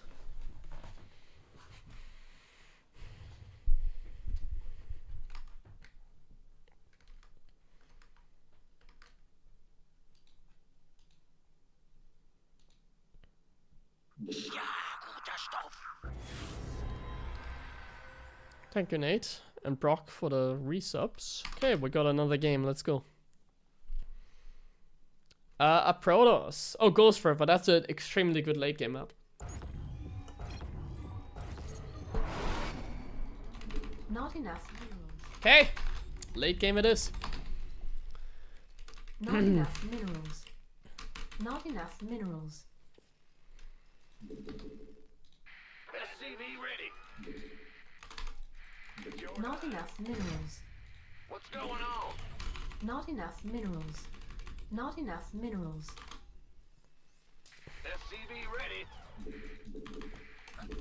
Go ahead. Bad news? Additional supply depots required. Not enough minerals. Barracks and double Not gas enough in minerals. TVP. Not enough minerals. But like I said, today the focus is on late game. And with freestyle, the opening doesn't matter. Not enough The only thing we make minerals. sure is Not enough make minerals. SCVs Not enough and expand at minerals. reasonable times. Like, don't be silly, you know? Like, don't stay on 2 base for 10 minutes and try to play late game. Like, expanding is just key in StarCraft. But we don't have to rush it. What's going on? We don't have to hit like magic numbers like 75 SCVs, 4th base at 8 minutes. It doesn't matter. As long as we're producing SCVs, it's gonna show us the way, basically, you know? As long as we're making SCVs, we're gonna be totally fine. We make a Reaper, we just shift-click it around like our base to like scout for proxies, and then we just shift-click it back into our main base as well. Ah, you scared? Big job. Huh? This is the only part of the build that you have to know. Take workers off the Go gas. ahead. Build the factory, and then build the command center, and then put workers back in the Command gas. center upgrade This is the only thing you have to like learn in terms of build order. Factory, barracks, reactor, and then the command center. That's just the most safe and optimal way of playing. SCV ready. Not most optimal way, it's just the safest way of playing, sorry. The safest while not sacrificing like too much economy at the same time, Not basically. enough minerals. And like the same as like when you go for a high ground CC and not a low ground CC, because it's just safe as well. Or just being safe, safe, safe. Then we go into attack lab with the factory. And yeah, we just start marine production. We keep the Reaper at home. We continuously make SCVs. Oh, I'm not mining gas here. Complete. Continuously make SCVs. And we just build tanks over here. SCV ready. And it really, Add-on like your opening can complete. be even more basic, you know, like, oh, we need to make a supply out of, oh, I forgot. We're making SCVs. What's going on? And we're just gonna get a starboard as well, somewhere. Like here, I guess. This map is a little bit awkward with the building placement. But yeah, we're just getting a tank now. A Cyclone against Protoss is also good. Like, you can see my money, like, getting another tank is kind of expensive. So you can think about getting, like, a Cyclone or something. It's not bad. So there's the tank. We're just gonna go to it on... Do we want to go to the low ground yet? I don't think we want to. We first want to make the orbital. Not enough minerals. First orbital. Not enough minerals. Then, like, medevac, I guess. Medevac into Raven sounds like a good idea. We always make SCVs. Not enough. And yeah, we don't do any scouting. I guess we can, like, use the Reaper for some scouting. You can just, like, shift-click it into their base like this. We have one Cyclone, we're building another tank, and now we're expanding. We're expanding, we're making SCVs. And we're making defensive units. Like, I'm just gonna build Marines here. I'm gonna expand now, put workers in the low ground, make a bunker. You know the drill. We're gonna get a tech lab for a Raven. A Raven very helpful against, like, DTs. If you feel like you're dying against, like, DT rushes, you can also skip the medevac and go immediately into something else. But you can see he's going blink, it looks like. So everything is normal here. That Reaper comes in as a Add-on big surprise, as you can see. It killed 2 probes with just a little bit of target fire. Let's get the Raven. And now I'm floating money. insufficient. I'm building SCVs. So we're floating money. How do we spend it? Doesn't matter. Last time I built barracks. You can also build a third commander. It doesn't matter. We're gonna build like eBay barracks. Not enough. We're just freestyling, it doesn't matter.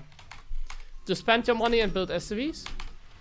And expand at a reasonable time. So when is a reasonable time for the third base?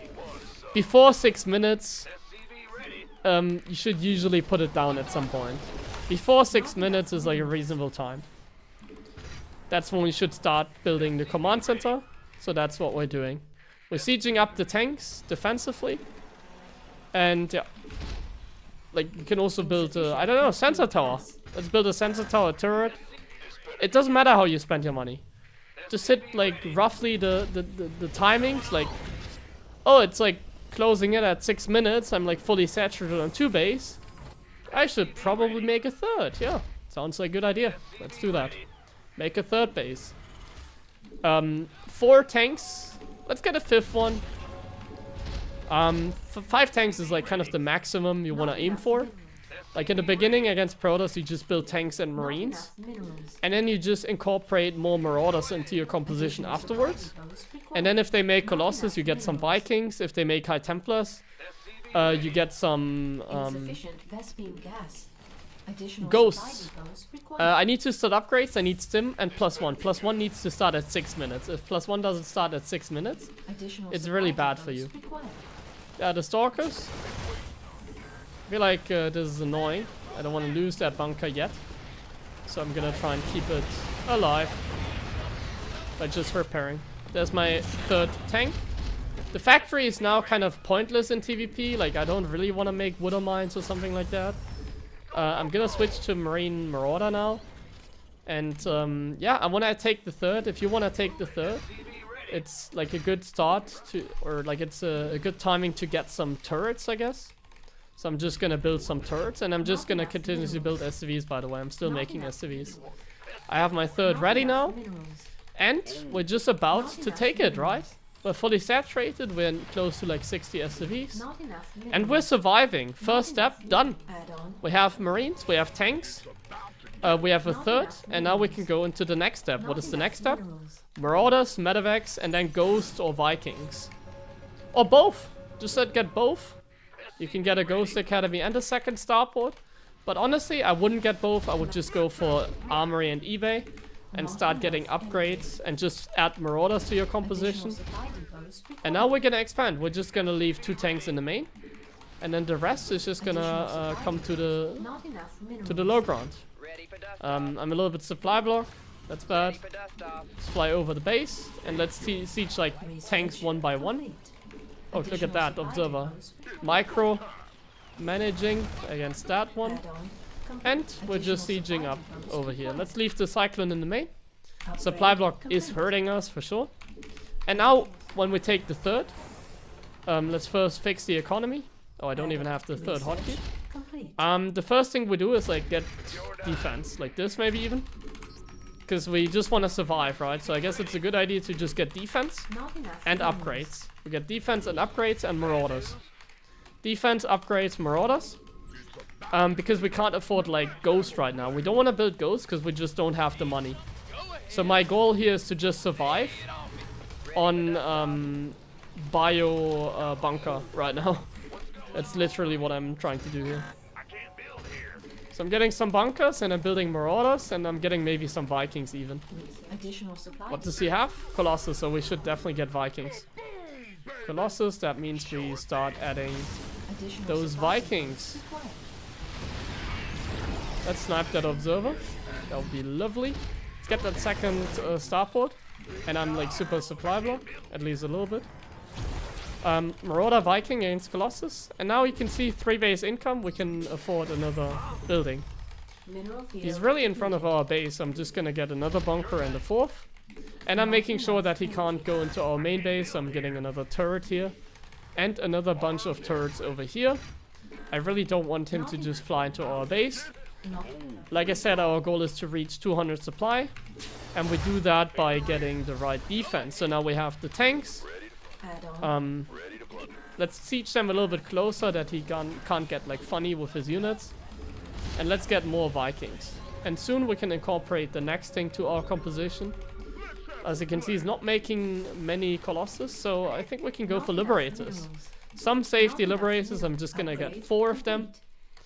And that should be nice. The Raven can be annoying, so what you can do with the Raven, shift click it across the map and just drop auto turrets.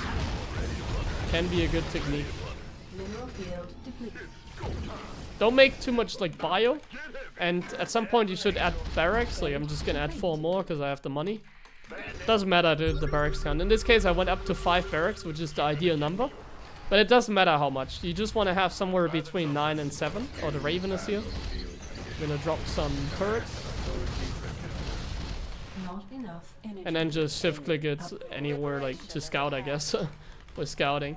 Okay, Liberators are done. We don't need range yet. We want to have first upgrades and ghosts as well. First upgrades and then ghosts. And then we get Liberator range soon. We're just gonna siege them up in like these corner positions. And then we're gonna expand. We're gonna unsiege some of the tanks. Not everything. We're gonna now go for our next base. Let's scan ahead to see if there's something here. There isn't. How many reactors? Let's just get like this. I don't know. It doesn't matter how much reactors, whatever. Just have enough tech labs. Standing by. We're just sieging up here. And then we're just making sure that we're surviving. There's another base. Oh my. DTs. Okay, I wasn't ready against this. So I'm just gonna like split some of my bio, I guess. I don't have a turret at the front, and I'm paying the price. I lost some lips, so let's remake them. I'm making some more lips in this game because he doesn't have like what is it called? He doesn't have the other thing. More Colossus. So what I need here is turrets, by the way. I didn't have any turrets here. That was the mistake. Like he's just walking in with DTs like a madman, because I just don't have turrets here. So let's just get the turrets. The Raven somehow made it back. And I think now it's also time to go for Liberator range, by the way. Okay, let's chill for a moment. I don't think I can expand right now. The Raven is back. Upgrade I'm just gonna lose it because you guys can't micro Ravens for shit, so I'm gonna pretend like I'm you guys. There you go. Liberators are done again. We're just gonna leave some units here on the bunker, I guess. Maybe not. Maybe leave one Liberator behind is not a bad play. 2 turrets so it doesn't die. I don't know. I don't care. And now we're just gonna expand again. Siege up the Liberators. Oh, not at the same position. Maybe 1 here, 2 here. And we need to get the planetary. Let's spread the bio, pre-split it. And let's get range starting. Let's also add some starports at some point. Having like more than 1 starport is very nice as well. He's just headbutting in. We need some Vikings maybe. Oh. That's F2. We need every unit that we can find against this. And we need Liberators, I feel like. Liberators and Marines, because he doesn't have any units that are like good against like bio, I guess. Oh my god. He reset us pretty hard there with those. But it's okay, we just stabilized for once. I need another freaking command center. I'm kind of poor right now. Make another command center. Let's get range faster. I feel like the ghosts were not necessary because he didn't have storm. So I should focus on just getting enough Liberators out, I guess. It's kind of hard to tell against Protoss, but getting Liberator range earlier would have probably been better. My Liberator range was pretty late, and I'm paying the price for it. Not enough minerals. I need Sensor Tower again, by the way, Sensor Tower. And we need to survive. Like, I'm not expanding. We need to survive. So, I expanded a little bit too early. I guess for that expansion, I need, like, Liberator range faster. Not enough upgrade. Now we have Liberator range. Now things are gonna get a little bit easier, at least. Not enough minerals. We can siege up Liberators in more defensive positions. Let's make more supply here. Let's get some Vikings as well to zone the Colossus. And we have more than enough bio. Let's not get any more bio. Not enough. Not enough. He has an observer, otherwise he wouldn't like be so confident, I feel like. Okay, we definitely need to expand now. There's no way around it. Upgrade complete. And I have 12 liberators, good number. Easy. I don't think we need more. Mineral field. I think now we can finally add some ghosts to our composition. How about that? Vespine geyser Let's exhausted. slide some SCVs towards that 4 finally. And let's keep track of his army with those sensor towers as well. Siege up the lips We read you. in awesome positions. Dodge the bolts as well as you can. Remake the liberators immediately. Oh my god, he had a nut. What the hell? How many DTs do you have? Under attack. So, another mistake that I'm making here in this game, I never have turrets, you know? He's just diving in with DTs. If I just have turrets, like my liberators are gonna kill them before anything happens. I need money, I'm gonna sell the bunker. Like if I just have turrets ready, my liberators would have taken care of this problem. But now he was just able to blink on top of a planter because I didn't have detection. Not enough. Like I didn't have detection here in the beginning, now I didn't have detection here. Not enough. It's really not good. We need detection. Let's get detection and let's go for Ghost Liberator now because I don't have a lot of minerals. I have a lot of gas. Don't have a lot of minerals, but a lot of gas. I guess the best thing we can get is more of these. In the rear. Let's go. Let's not lose our detection this time around. And let's split the army units. So we're gonna make a nice little split here. We're gonna put some units here, some units there. And we're just getting like even more liberators out. On this map it feels like I need even more lips. We need to go up to like 15 or something like that.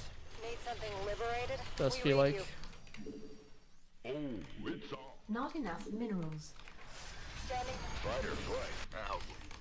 Okay, as you can see I'm just splitting my bio and getting the liberators closer and closer. He's now trying to kill one turret at a time.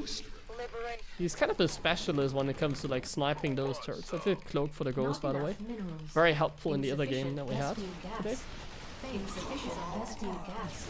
He really hates detection, does he? Not He's getting rid of the turrets and then he just wants to dive in with the DTs. I know what you're gonna do. enough minerals. Okay, we have a small problem, and that is the supply count. Really not good, the supply count. Reporting for action.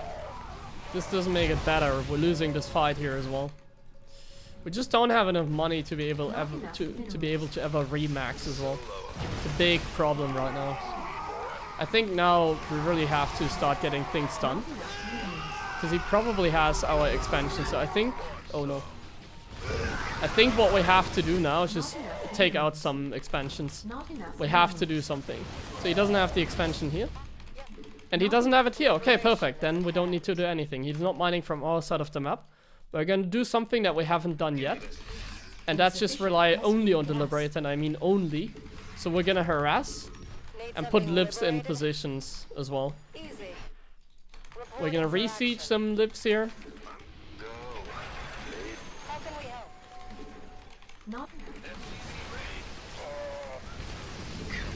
Not enough. And we're gonna shift click some for harassment. Not enough. I need to keep track of his army. Not enough. And we need to make more and more lips. More and more lips. More and more Not lips. enough minerals. Because it seems like he's only going for gateway units. So if he's only building gateway units, we just rely on the Liberator defense Not enough minerals. and the Liberator harassment. Not enough minerals. Here we Not go. enough minerals. We're harassing now even. Not enough minerals. But usually you don't need to go for that many Liberators. Usually Reporting for action. we could have Not survived enough even on a lower count. Not enough minerals. Not enough. The key is to keep track of their army. That's the key usually. We need to keep track of their army. Minerals. And if we're doing that, we can do it. And you want to EP the Stalkers so they get like one-shotted by our lips. Reporting for action. If you EP the Stalkers, they get one-shotted. Insufficient. That's not enough minerals. Liberation. More lips, more lips. Oh, he killed the turrets. You know what he's gonna do next? Yes, Of course, he's gonna send in some DTs next. I can already smell that. Insufficient. I'm even paying attention now because I know what he's gonna do. These liberators for harassing are amazing. And look at my supply now. We have like 16 lips. It's like so many. The only reason I'm getting so many is because I kind of feel like I need to. Because he's only building ground units anyway, so. 16 lips. I think that's enough. Let's not get any more. Let's go for some more Vikings, I guess. Not enough. Some Vikings in case he goes Tempest. So we're going like very little on the ground and more heavy on the air this game.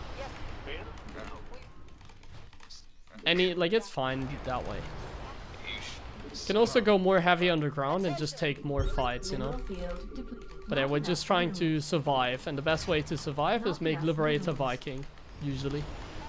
Liberator Viking and Sensor Towers. Oh, you found out that you can take out this one. Over there. I'm just gonna re-siege, and now we're even gonna make an expansion. Okay, 8 goes is a good number. Let's get a few more. Yes, sir. Let's like poke him, siege up some lips, and zone with the EP and Vikings. Still 2 stalkers, not bad. Let's get more Vikings and some stuff on the ground.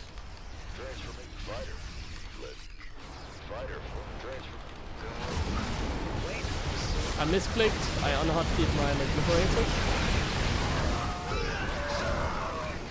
Yeah, that was a bad misclick. I unhotkeyed my stuff. So I didn't have my units hotkeyed anymore for a second there. Mineral field depleted. Yeah, I know. We love the DTs. But this time we have detection, so we just re-siege the lips. He sniped the detection, of course this guy is a specialist. He really hates missile turrets. Base power has insufficient. You need to unsiege lips and siege them again. Not enough minerals. Not enough minerals. Okay, we survive over here. Let's stabilize as well. How do we stabilize? Base is under attack. A re-siege. Oh my god. This is not efficient. It's all about efficiency in the end. And if you're not being efficient, we're doing fine then. Okay, I think we need to start doing something, no? Not enough. Oh my god, he still has a lot of stuff. He's just right-clicking bases, man. It worked a little bit too well this game for him, I feel like. The right-clicking part, you know? Not enough minerals. Not enough minerals. Not enough minerals. Yeah, I'm just too poor at this point. This is not going anywhere. I mean, our defense at the beginning just wasn't good enough, you know, like, I think it's pretty clear where I lost the game. Not enough minerals. Yeah. I think in this case, the only hope that we have left is to go for one big attack, you know? It's really just to max out. No, it's like to go for the attack like now, you know? And unfortunately, I don't even have things on the ground. You feel me? Not enough. So I'm just gonna take out his Not bases. enough minerals. Oh, he has this base. Mineral field So I'm gonna depleted. take out that base first, I guess. I'm gonna land the Vikings. Command scope. I'm gonna like remake Liberators at home to at least be able to survive. Not enough minerals. In ideally. Ideally survive. But yeah, now the play is to use everything to a disruptor. Now the play is gonna be to Mineral field get a good army and just go for it with the Liberators. We're gonna siege forward and we're gonna defend at home mineral field with depleted. our own Liberators. Or with the reinforcement slips. Not enough. So here we go. Not enough minerals. Not This enough base is minerals. key. We're taking out every single mining base.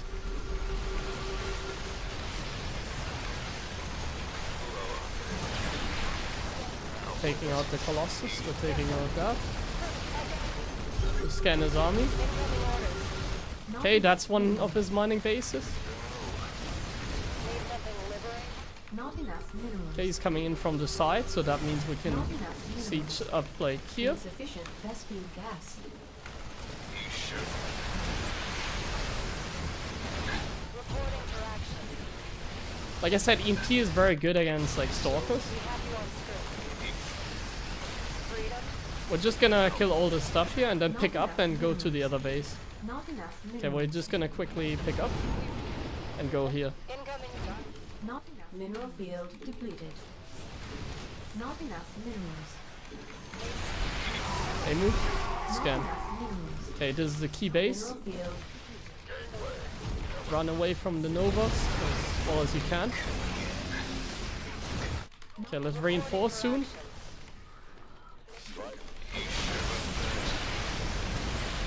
Not enough.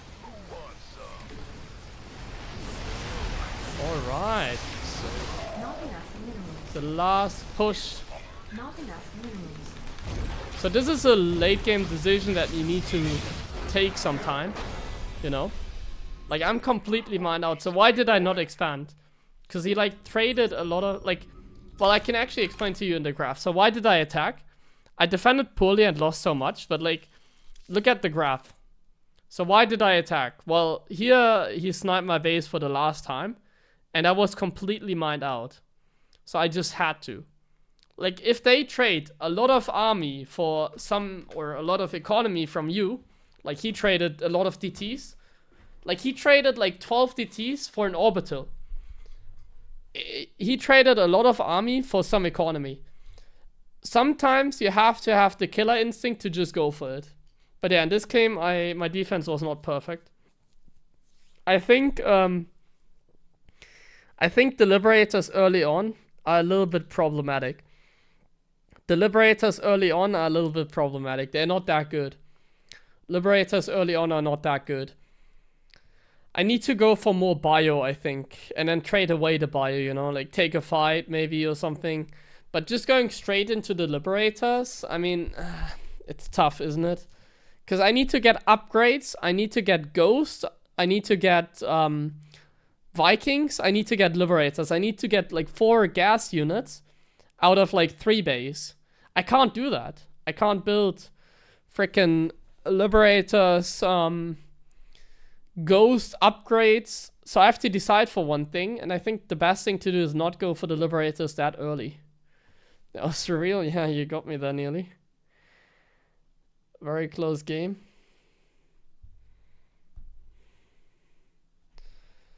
So yeah.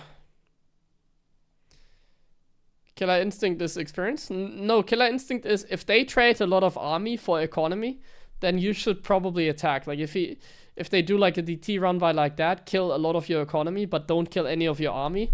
Like he just killed a command center and some SCVs, but not on any of my army. Then it's probably a good decision to attack because they are outmining you then. Like it's like simple math. If they have more income than you, then the longer the game goes, the worse it is for you, you know? If they trade army for economy and they're outmining me for like the next minutes, then a lot of times it's good to just send it. And a lot of times, especially in this case, like I had static D. Like Liberators are like more static defense. They're very immobile. So I could never, like I could never expand there. Like I can't expand. I can't take a 5th base in that game. I had to attack. Taking a 5th base was impossible. And you know why? Because the Liberators, they kind of just siege in one direction. And if I had tried to like survive even longer, there was no way I can ever get a 5th base. There was no way ever I get a 5th base up in that game. No way. So I had to just go for it. Those are the reasons. It's a little bit experience, but it's also just like decision making that you need to learn. It can win you even games that you have pretty much lost, you know. Like, but the last two games was really exhausting. Oh god, I'm like super done. I feel so tired now all of this. I'm gonna play some more, but I feel really tired.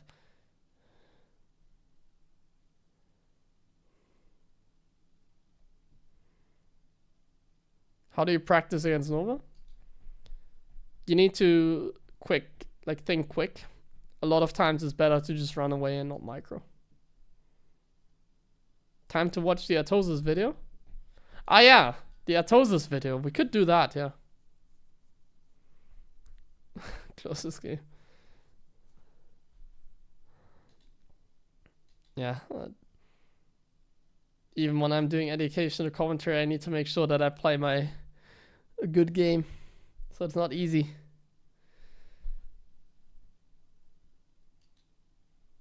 It's not easy to win.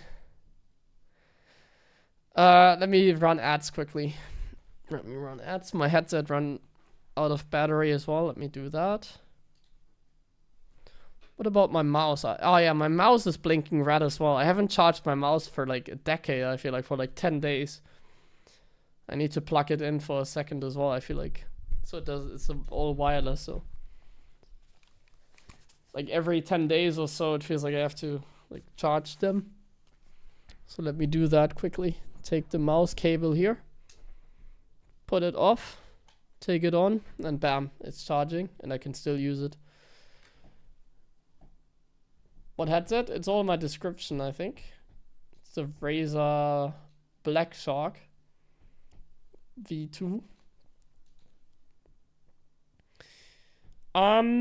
Yeah, let's do a reaction stream quickly. Small reaction stream maybe. Just for one video. We're gonna take a small break, and we're gonna take a look at the video. Oh wow, Tolnat, thank you very much for another huge sub donation. Wow, didn't hear that because my headset turned off. But thank you very much, man. 10 sub gifts, I appreciate it. Okay. I guess I have to put the chat on my phone because I only have one monitor.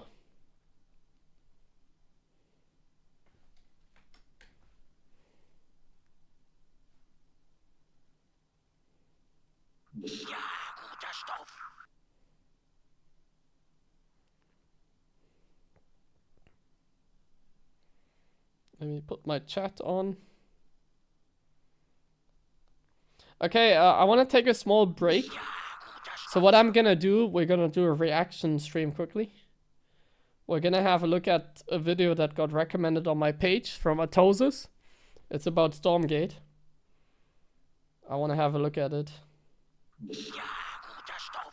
Like I said, I want to do more content that I just enjoy. And I think reaction content like that is kind of enjoyable for me as well. So let's take a small break and let's take a look at Atosis' opinion about Stormgate.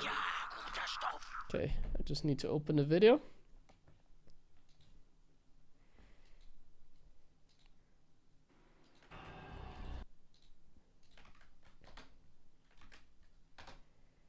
Okay, this is the video that I'm watching. I just posted in the chat.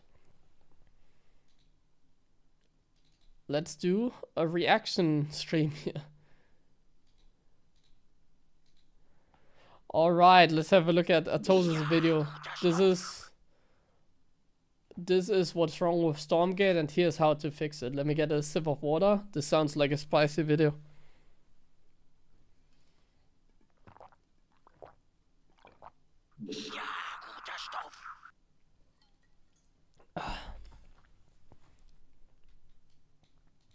About 2 months ago, I held a King of the Hill Stormgate tournament that had a bunch of the world's best players. I commentated the whole thing for many hours, and it wasn't that entertaining.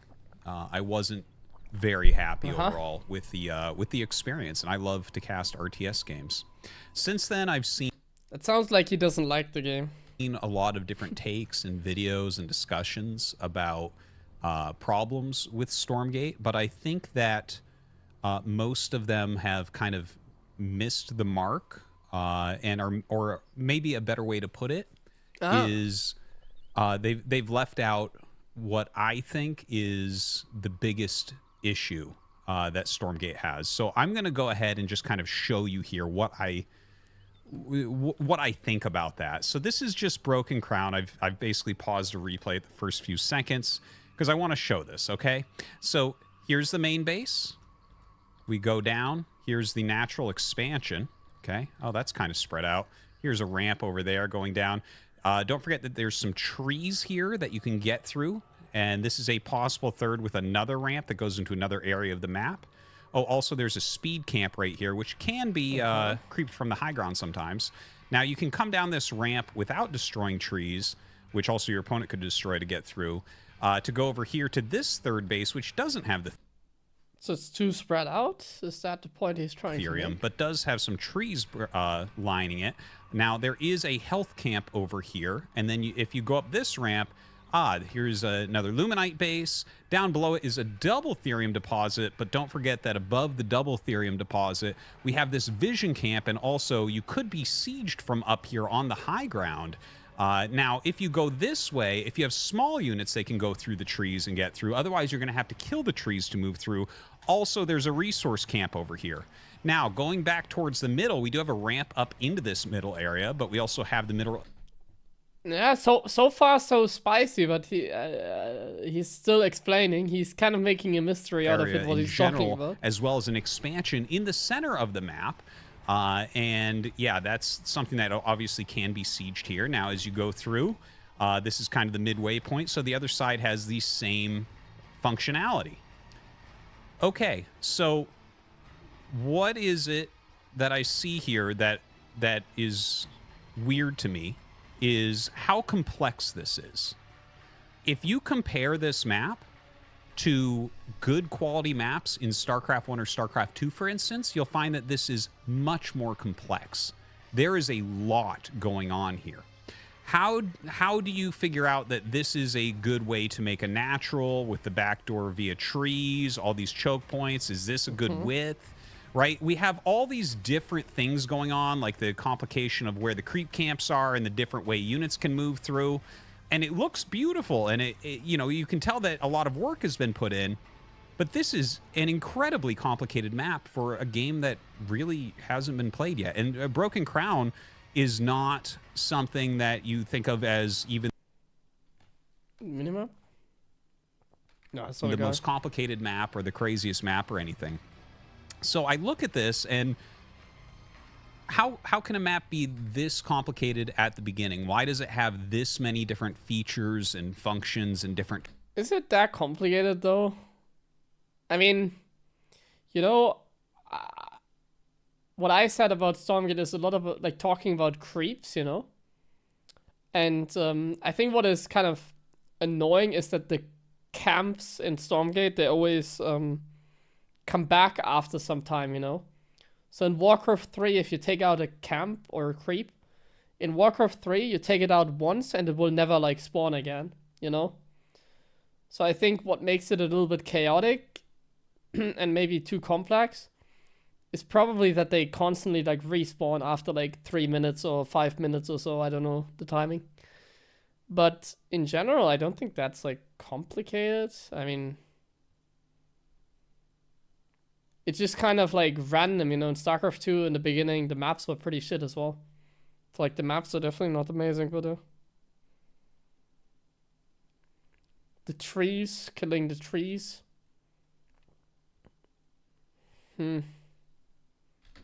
Terrains and all these different ideas. That's a little bit weird. That is one of the things that I noticed while casting the King of the Hill and, of course, playing a bunch of Stormgate as well. Another thing that I noticed... I don't like the tree mechanics either. It's...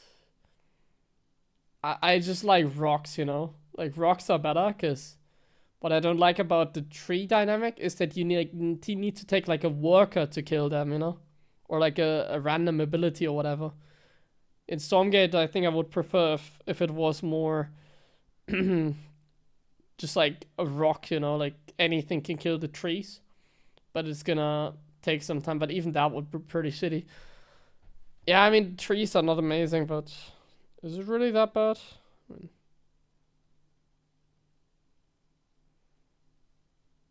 Yeah, it's like rich gas, etc., all in Wings of Liberty beta. Yeah.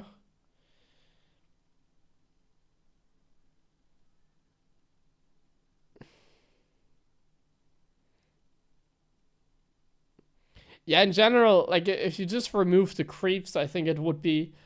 There's some work to be done, yeah. Like, the map is shit, with, like, the way that you're expanding and, like, really weird layout. But then there's also, like, creeps on top of it, so yeah, that makes a diff. I can understand that. And again, Broken Crown, in my opinion, is actually the best of the maps out right now. But Oh, that's the another best thing map, that I is it? noticed is I that had a a- lot of the games remember. just had huge solo creeping phases. So if you look at the way that the creep camps are, it's like, okay, well, this one's kind of out in the front. But then you have this one way to the side, and this one way to the side, and this one over here. And the thing is, again, this is, in my opinion, the best of the maps. A lot of the other maps will have 5, 6, 7 creep camps that are really far from your opponent. Now, creep camps are generally supposed to make it so that you have a little bit more engagement. Maybe your opponent comes over, right? In Warcraft 3, you'll Let's see a just lot of like listen creep jacking more. and things. You run across and So kind far, of so try to good. contest. Maybe you can steal the How deep are we into item 4 that's minutes? there or Okay. whatever. Let's That just- isn't so let's much just the start case listening more. that we've seen in Stormgate. On a lot of these maps, in a lot of these games, it'll be like maybe there's a little bit of a scuffle and then everyone backs off and clears all the camps on their sides of the map and tries to get ahead in that way. And it's just We're just watching an Antoz's video. There's a little bit of reaction. I'm doing some more StarCraft games after this. it's like a lot of single player against computer that isn't very fascinating. Maybe the first time that you see a creep camp cleared with some sort of new trick, the first time I've seen all sorts of different tricks on these camps, I'm like, oh, that's cool, okay. But the second time, the third time, the fourth time, not as interesting. Also, there's not really any randomness like we see in Warcraft 3, where they might drop some sort of item and it's kind of exciting. Oh, what I That's a good point. Yeah, the randomness and the oh excitement. my gosh, this attack clause or whatever it is that Warcraft 3 fans might get excited about. Those things don't really exist. So a combination of these two things, like highly complicated, gigantic maps, as well as the the huge solo creeping phases. To be honest, the more this has been a while since I've watched like Stormgate content and like just a video like this. But when watching this video like that is just about Stormgate, I once again just feel like, oh my god, let's just get over this game. I don't want to deal with this anymore. I'm kind of allergic to Stormgate at the moment. I was like enjoying it for some time and even watching it frequently. But like really listening to this video and like watching some content of some sorts, it makes me think like, oh my god, let's just play StarCraft 2. This is really not that good. I think have put Stormgate into this funny position where, people have come up with all of these different ideas about what's, what should be fixed, what design issues there may be and things like that. I feel like we haven't even gotten to see Stormgate It's just black screen now. begin to develop. I think it's really hard for a game to develop Let's if speed you it up, by don't the way. I want to play again. have some more basic fundamental things happening. So after this King of the Hill, which again was about 2 months ago, I immediately reached out to the Stormgate team to see, is there some way to make my own maps? I think that there's, these two competing ideas. First off, the maps being too big. You're too far away. We're not seeing enough engagements. We're not seeing enough player interaction. Also, what is with the creeps? Should creep camps, is this a game that's supposed to have heroes that doesn't have heroes? Or is this a game that, the thing is, I don't even like heroes. So, I'm always pretty anti-hero for RTS games. I think that heroes make for kind of snowball-y, death ball type games that I don't particularly like as much. But is this a game that should have heroes, or is this a game that shouldn't have creep camps, or should you put the creep camps in the middle, something like that? I think that there's a lot of questions here, and again, we can't even really see this develop sounds too much. exciting. For instance, these solo creeping phases where it doesn't make sense to If go you across the reach map out because to it's them? so far, and by the time you get there, your opponent has cleared 2 more creep camps and maybe gotten 2 more waves of units out, so there's no way for you to contest because you're so far across the map with your army, so it doesn't make sense to go across, so you never go across. So now both sides are solo creeping, and we don't know, does one of these sides really benefit from not being attacked for that long? Okay, well, suddenly, now we're having to balance this game in a weird direction because we don't really know which race is getting stronger from not being attacked for a certain amount of time because of certain power spikes and things like that. It's like we can't even begin to figure out these things the current way that Stormgate is being played on these maps. So anyways, after this kind of long ramble, the Stormgate team has been very helpful, and I had a few meetings with them, and we that talked sounds about the maps. interesting. And let me show you some of the ideas that I have here. So here's Broken Crown, okay? And this is what I initially brought them when I was Now the talking to them. video I'm like, gets okay, listen, interesting, I I think. basically gave them Now it gets interesting because he actually talked to them and brings his own ideas. that same spiel where it's like, I think that the game is unable to really develop. I would like to see some changes as far as creep camps, and I would like to see smaller maps because I think that these maps are too big. To start, here's the thing. Over time, as an RTS develops, you can absolutely get the maps a little bit bigger or a little bit smaller based on the way the game actually ends up playing out. But right now, everything's too far from everything else, and we're not having enough engagements. So let's take a look. This is the first thing. This is my wonderful artwork. I took a picture of Broken Crown Hinterlands. So Broken Crown is on the top right here. And then you have my version where I'm like, let's cut off the edges. Let's make the naturals into the mains. Only 2 creep camps. Only 2 creep camps, yeah? I like that. Uh-huh. And there'll be speed camps and they'll be in the center. Okay, and we'll make bases in the corners as well. So everyone has a natural. There's a total of 6 bases on the map, and they did a great job here. Let me show you the map that came out. And there you go. I tried to put it over the actual map. If you look at the Broken Crown, see, I lined it up pretty well. So that's basically what it is. We've cut the edges off of this map. Let me remove the original Broken Crown. So this is Broken Crown Light, and you can find this to play custom games on. Within Stormgate right now. So this is one that I'm going to be testing. I'm actually going to be holding, this YouTube video is coming out right now, and tonight I will be hosting a King of the Hill on it, and another map as well that we'll talk about in a minute. So yeah, this has basically the edges cut off, much smaller, 2 speed camps in the center. The speed camps seem to be, in my opinion, the most interesting of the camps, and they're kind of on the sides there, so it kind of makes sense. So this is like leaving some creep camps, but nothing on the side, no solo creeping. Let's see what it looks like to have more engagements, more pushing. There's still a little bit of maneuverability through the center and the sides, but the map isn't so gigantic here. So this is one of the first. Yeah, I just realized it's just 2 camps in total. It's just like one camp. Yeah, but it's only 3 bases as well, each side. So that's now really I'm not small. going to pretend that this is going to be But like honestly, this makes me more the excited greatest again. map that there's ever been. But I feel like by having games on something much more simple like this, you're going to be able to.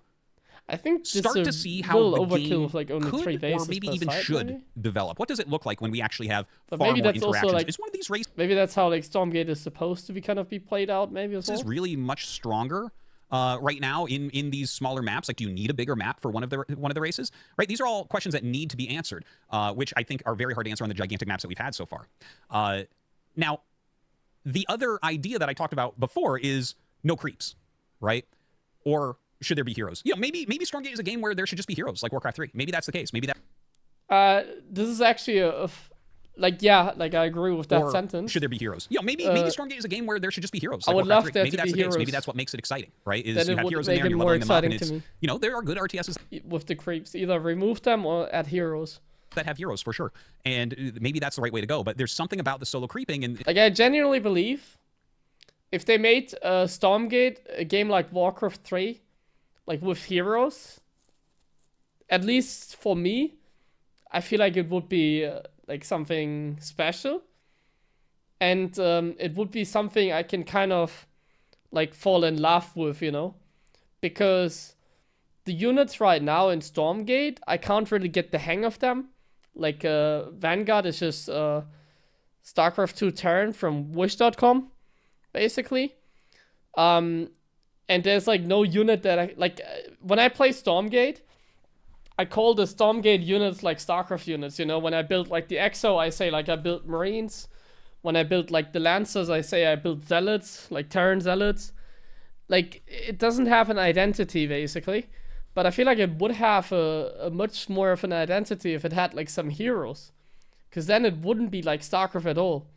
They could have like a Jim Raynor type of hero, and this is something that doesn't exist in StarCraft 2, It exists in a campaign, but not in the actual multiplayer. So that could honestly like really, like now it's too late, I feel like, but that could have really like that could have really done something to me as well. the lack of the building of anything with that is just like, yeah, you clear these now and you get these little bonuses and this little bit of played some resources, and there you Warcraft go. So I also have a version of Broken Crown that just has no creeps. It's the exact Broken Crown map, and you can find that in the customs as well. It's called Broken Crown No Creeps. And I'm going to be hosting games on that as well. So these are kind of the 2 ideas to start that I feel like could maybe be used to understand more clearly what Stormgate could be, if that makes sense. And yeah, I hope that you guys will maybe tune in and check that out a little bit, because yeah, I really do feel like that's one of the big issues. Yeah, I know that there can be some issues with like sound and stuff, and some people don't like certain design aspects, or you don't like the graphics. Again, for me personally, I don't really care about that stuff as much. It's more about the actual game developing into something beautiful and strategic, and it's something that you can use your mechanics to get ahead on and that type of thing. And I don't see that at the moment, but I feel like there's a lot of potential that could be filled out there. So Let me know what you guys think about my take here on the maps. And yeah, I want to thank the Stormgate team for being so open and helping to create these maps. They're actually the ones that obviously sat down and made them. I'm not qualified for such a thing. But yeah, they are live right now, and I'm going to be putting on some matches, and I'll let you guys know how it goes if you don't end up watching them, because yeah, I would like to see Stormgate in a different light here, and that's what we're going to be trying for. So Cool video. I expected a little more spice in the end, but yeah. I think this entire Stormgate topic is kind of over to me, though. I got kind of baited there by the title and by the video getting suggested. Honestly, like I said, I'm really tired of these games. I want to be excited for Stormgate, but... And I'm going to be excited again maybe in 1 or 2 years if the game is making progress. But right now I just don't see it, you know, like, so. Unfortunately, the early release kind of already killed all my passion for the game. And I hate to say that, honestly. I really do hate to say that, because I had a good time playing it a little bit, but alright guys, I'm gonna play some more games, I think. At least one more game. Let's do that.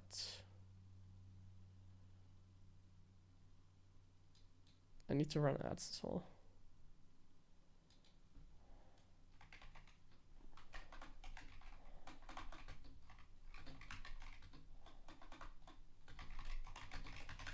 Yes, some bit of like on like YouTube.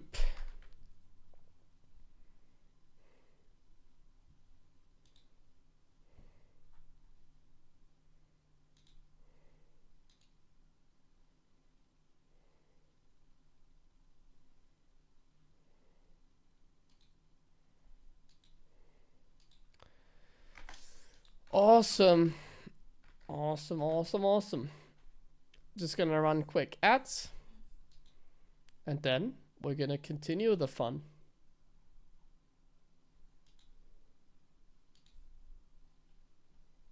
Aren't they too old? No.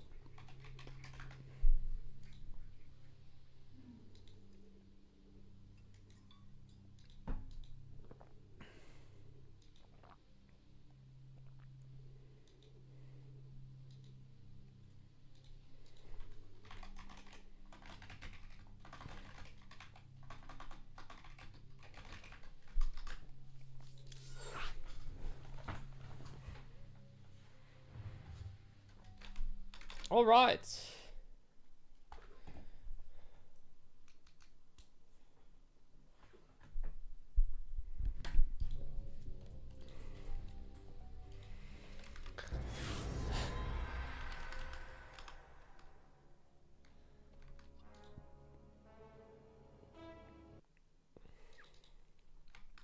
Oh, TVZ. Could be very exhausting again. Alright, late game again. We haven't played the TVT yet, so maybe if we don't play TVT today in general, I'm gonna, like, do this again. So that we have every, like, matchup covered. I'm probably gonna do this again anyways, you know, like, Not enough minerals. until everybody understands the late game. Alright. Once again, TVZ, we're gonna open up, like, just command center, repair expand. Like, it doesn't matter how you open up. Like, let's actually be, like, very fancy here. Like, it really doesn't matter how you open up. Like, you can even just go CC first. Just be a little bit careful, you know? Like, maybe put the CC on the high ground and make a wall or something like that, like this. Like, we put it here. Oh my god. Not enough minerals. The fuck is this? Not enough minerals.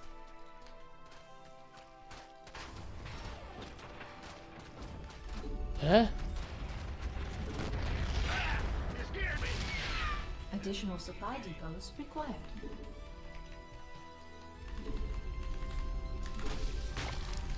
Bad news? Big job, huh? Huh?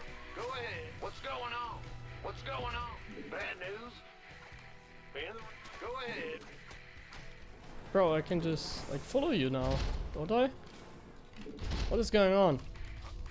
Bandit.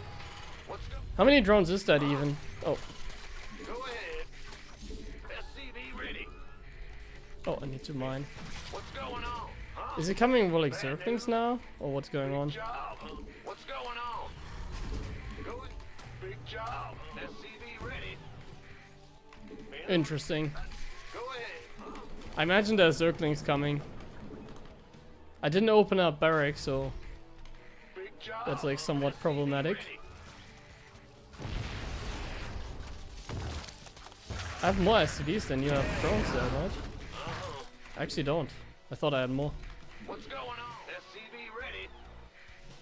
Go ahead.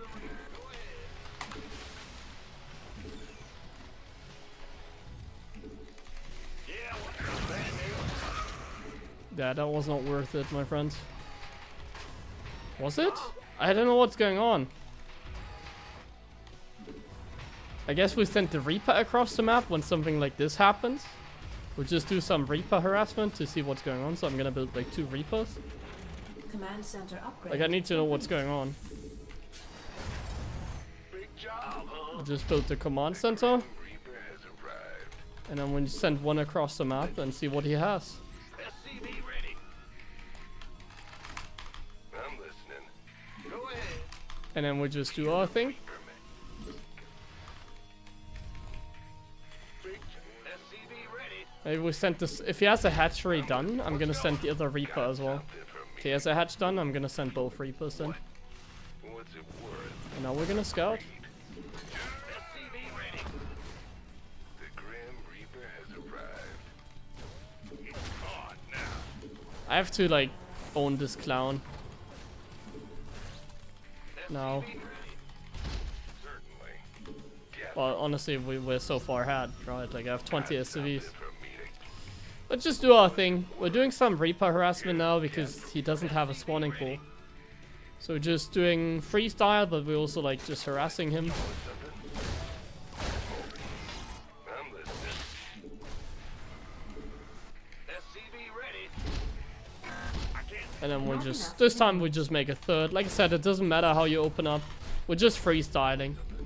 I just built Tank Marine, like no opening, no Hellion Banshee opening or anything like that. Add-on complete. We're just freestyling. You're the Reaper man. Add-on. Second gas, probably doesn't hurt. Listening. SCV ready. Zergling speed is probably finishing very soon, I guess. I didn't click on the gas, so I'm just gonna go back. We did some harassment. Not We're just enough gonna, minerals. like we just follow the same like Command pattern, center you know? upgrade complete. Our pattern is always make SCVs. Go ahead. And if they drone rush, we obviously like see what's going on, harass a little bit. Not a bad choice, is it? Let's make a bunker and we just open like Tank Marine. And we need to hit like the number still a little bit. Like we wanna get upgrades at some point. Insufficient. Not too late, like at like 6-7 minutes we wanna start like the upgrades and stim as well.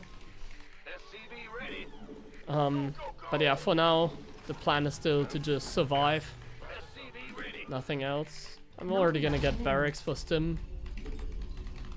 And then maybe engineering bay. Not enough. Putting in a minerals. tank here, putting another on the high ground maybe. You want a piece of me, boy? And just constant tank Not production. enough minerals. Not enough minerals. Not enough. Put the tanks. Make a wall here, because we got kind of distracted. Not enough energy. Once a good time for an eVay. We can just get double eVay now. Not enough Like if you minerals. get, like it doesn't matter if you're getting double eVay now or like another barracks. Not As long as you're enough building minerals. SCVs and tanks in Not this enough case. minerals. Tanks are very important as well. Constant tank Not production, enough very minerals. valuable. Not It enough doesn't matter minerals. how you get your other things, you know. Doesn't matter if I'm building 2 more barracks and then my eBay. SCV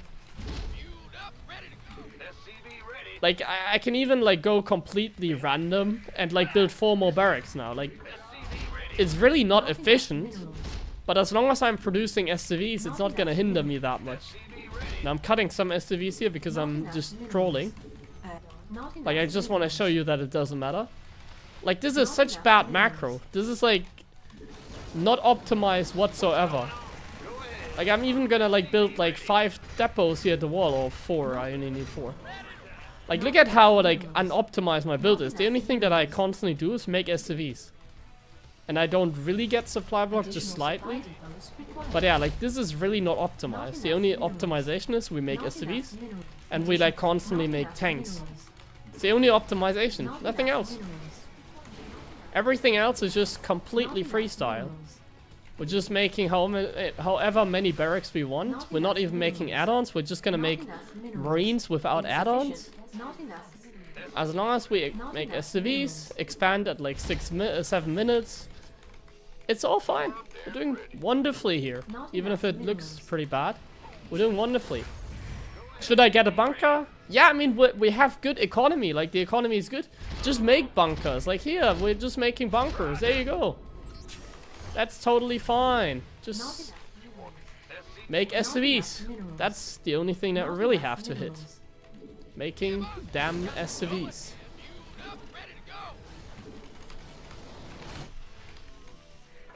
Starport eventually. Armory. Wanna hit our upgrades and tank production, like I said, as well. So we're definitely doing that. And obviously we don't want to get supply block. We can always use a cooldown. And we don't want to die to mutas, so let's just get random turrets as well. What's going on? Not enough research. Like this. Just some random turrets. Not enough minerals. Now we're just setting up. Not enough energy. Not enough I'm still minerals. building SCVs. Not enough I'm building constant Not tanks. enough minerals. I don't have to build marines constantly because I have way too many barracks. I make a reactor for my starport. SCV ready. Like, I don't need to make any marines here right now because I don't have the money. Like, I can make some. Like, of course, I can hold down the button and make some. Yeah. It's all good. Okay, like, as you can see, we're fully saturated at the third. Complete. So now we should consider getting another base. Like, now we should consider getting another one.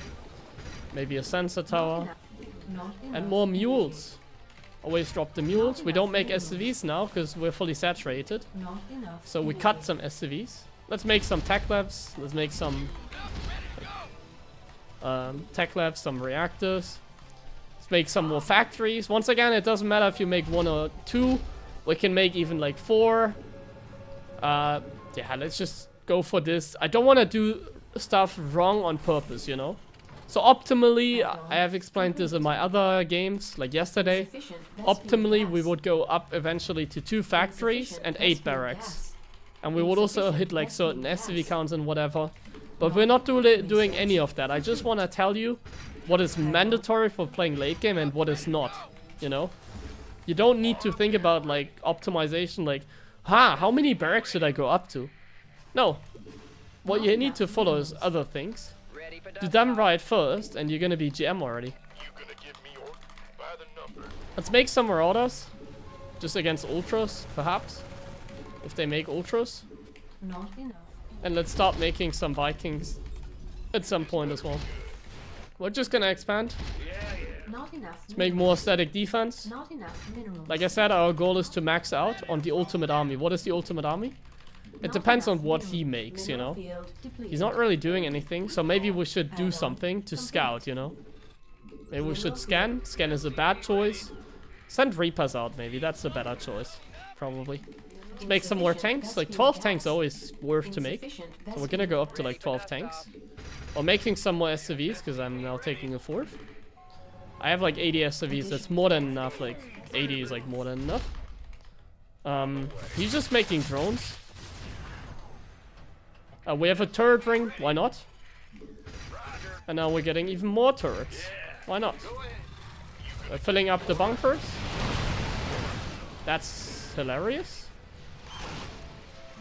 Luckily we have those.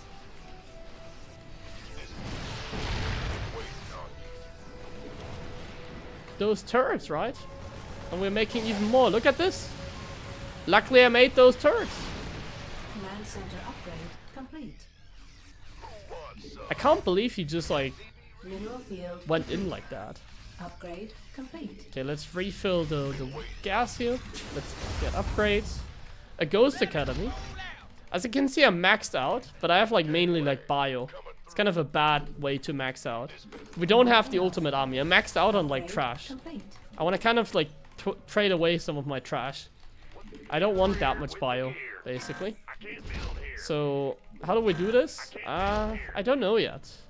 Let's also make like a swap here, because my kind of body blocking stuff here. Like I don't want tanks to get stuck, but I fear they might. But just first we're getting more command centers. We get a Ghost Academy. Ghost Academy is always good. And now we just like maybe shift click drops, you know. Make some more medevacs. We only have 4 medevacs. Maybe just shift click drops where he has an expansion. Yeah. We have 3 factories. We have 6 barracks. Let's make like 2 more barracks, I guess. Mineral Or field 1 more depleted. barracks. 7 to 9 is a good number. Let's make more CCs. Concussive. Okay, we need to start ghost production. Oh, there's no base over here. Does he still have like everything over here?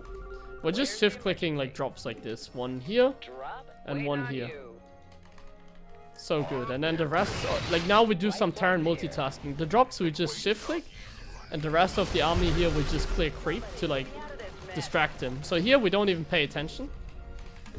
We just pay attention to this part of the army. Bam. Micro. Pick up. Leave. And now we make ghosts. We freed up some supply. We can make ghosts. Stim these units. Doesn't hurt. Terran multitasking to perfection. Research complete. Not enough. Beautiful, right? Let's kill this changeling. Let's get some ghosts started. He has Muta, so might as well make some Thors, I guess. I want to go to Hellbats eventually. +3 Hellbats, very good. So let's get some factories for the reactor. We have 12 tanks, very good number. So we can add like Thors. We have 6 ghosts, we can go up to like 10. And the rest can be like Thors and Hellbats. Something like that. The bunkers are becoming somewhat not worthwhile because I'm like spending a lot of supply on them. So I feel like we should replace them with some turrets. Now we're gonna take the next base with turrets. We're making some Thors, we're getting some high tier upgrades. And we're spreading the tanks beautifully. And then we hotkey the ghosts and we split the bio. Some go here, some go here, some go there. And then we just keep track of their army. Some army is over there. Not enough. Let's make some Upgrade orbitals. complete. Nice, some orbitals. Kill these guys. 10 orbitals is always a good number. Let's go up to that. Solo operative, right? Let's get blue flame. Let's get all the mech upgrades. Command center upgrade. Let's get rid of some supply maybe, because some Vikings are always good as well. Like I said, some Vikings, just get some. Like this is the ultimate army. Just like 10 tanks, like 8 to 10 ghosts, a bunch of Thors, some more Marauders, I guess. Like 8 Marauders as well are good. How many do I have? 2. We definitely can have more Marauders. Mineral field depleted. We have 80 SCVs, that's a lot. We can get rid of some SCVs. Like 70 or so. If you have like 10 orbitals, like 70 SCVs are gonna be enough. I have like 1 billion Marines, so I can get rid of some as well. I have 75, that's a good number. I can get some Hellbats now. I can get a few more Vikings, like 4 to 6 Vikings. Write this down, this is important. And yeah. He's attacking, we pull back the ghost. And we snipe the Ultralis while pulling back the ghost. As you can see, the main micro that we do is just run away with the SCVs and the ghosts. And the rest we'll just do. And now we just check, what did we lose? We have lost some tanks, so we're gonna remake. We didn't lose any ghosts, we lost some Marauders. Maybe some Marines, and maybe a couple Vikings more. And tech, we have rebuilt, we have lost some SCVs, but that's manageable. We have too many SCVs anyways. Yeah, and just like that, we just remax. And we're once again, we're going for the ultimate army. That's our main goal. We're just trying to achieve the ultimate army, and then we're gonna try and get stuff done. We even have building armor. Okay, static defense we lost a little bit. Maybe one more command center here. And a couple more tanks, as well as some Hellbats finally. Complete. We don't need Liberators, they're not part of the main composition. Field depleted. But you can get them if you want to. Mineral I field play without them. depleted. I'm just getting tanks, doors, etc. Mineral field Okay, depleted. pay attention to your ghosts. Command They need to snipe the Ultralis. So we're just making sure they're doing that. You can even cloak them because he doesn't have an Overseer. And we're just going ham on the snipes. What did we lose? Tanks, Hellbats, Marauders, Bio. I didn't lose any ghosts. Maybe a couple Liberators are not gonna hurt. So we're just remaking what we lost. 12 tanks, we have 9. So we're making 3 more. We lost Hellbats. I have 4, we can go up to 8. field I've lost some Marauders. I can make like 8 Marauders, and I can make some Marines. And bam, we have a good army again. We're just lacking the Thors, but it really doesn't feel like he's going Brute Lords. And against the Brute Lords, we also have a couple Vikings. So I think we're all good. We can once again get the defense back up. We hotkey the Ghost, and the rest I manage with F2. Right now I have 2 hotkeys, my Ghost and F2. So I just A-click my army, and then I just micro the Ghost individually usually. That's how I do it. Mineral field. The gold base is obviously annoying, and this base, he's mining 2 more bases than us. Oh, I need to micro. Stim, and then we micro the Ghost.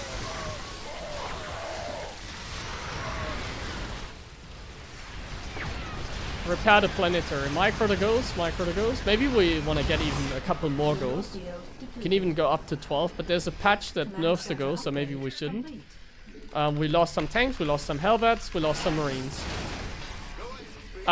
So we want to like expand at some point. We can't just stay like this forever. Not enough energy. Oh, I lost some more Ghosts. Let's remake them. Let's make some lips as well. If he's only going for this, and some more lips are good as well. We want to slowly like expand towards the other side here, because he has both corner bases, right? So he has bases that belong to us, you know. Energy. So like now this position here is very well fortified. I don't think we're ever gonna lose this position anymore. So I'm just gonna take this. How many tanks do we have? 10, that's a good number. Let's perhaps go up to, how many should we go up to? Some Thors maybe? Let's go for some Thors. So once again, 9 Ghosts, like 6 Vikings, like 4 to 6 Medevacs. We have like 10, 12 tanks. Good numbers, good numbers.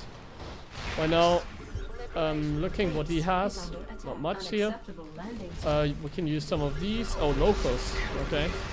That's just kind of wasted supply, by the way, if he has like Locos. If he has Locos, he can actually do stuff, you know.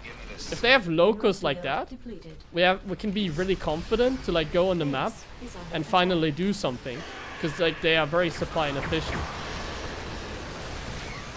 Okay, micro that goes back, split your units, micro goes back. Split your units, micro goes back. Remake tank Hellbat is usually good. And snipe the important units. Snipe the Corruptor, snipe the Ultralis, snipe the important units. He has Swarmo, so I can easily walk here. mineral field depleted. Yeah, if they have Swarmos, you want to keep going. I have 15 ghosts. No, that's a few too many. We don't need any more ghosts. What do we have? We have like no Marauders, I guess. Remaking Bio, if you feel like you don't have Bio, that's good.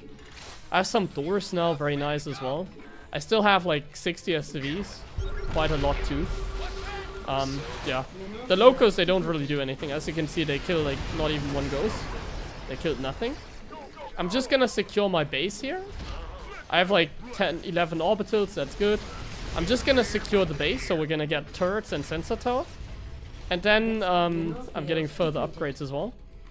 I'm just clicking both upgrades. I'm making armor for my mech and air for my mech right now. I'm just gonna wait and set up here. Like, we're just gonna quickly wait for the next wave. Like, I'm gonna expand here. We quickly wait for the next Locust wave. Mineral field And then we go, depleted. basically. That's our play right now. We split our army. And yeah, we just go snipe the Ultralis and pull back the Ghost while doing so.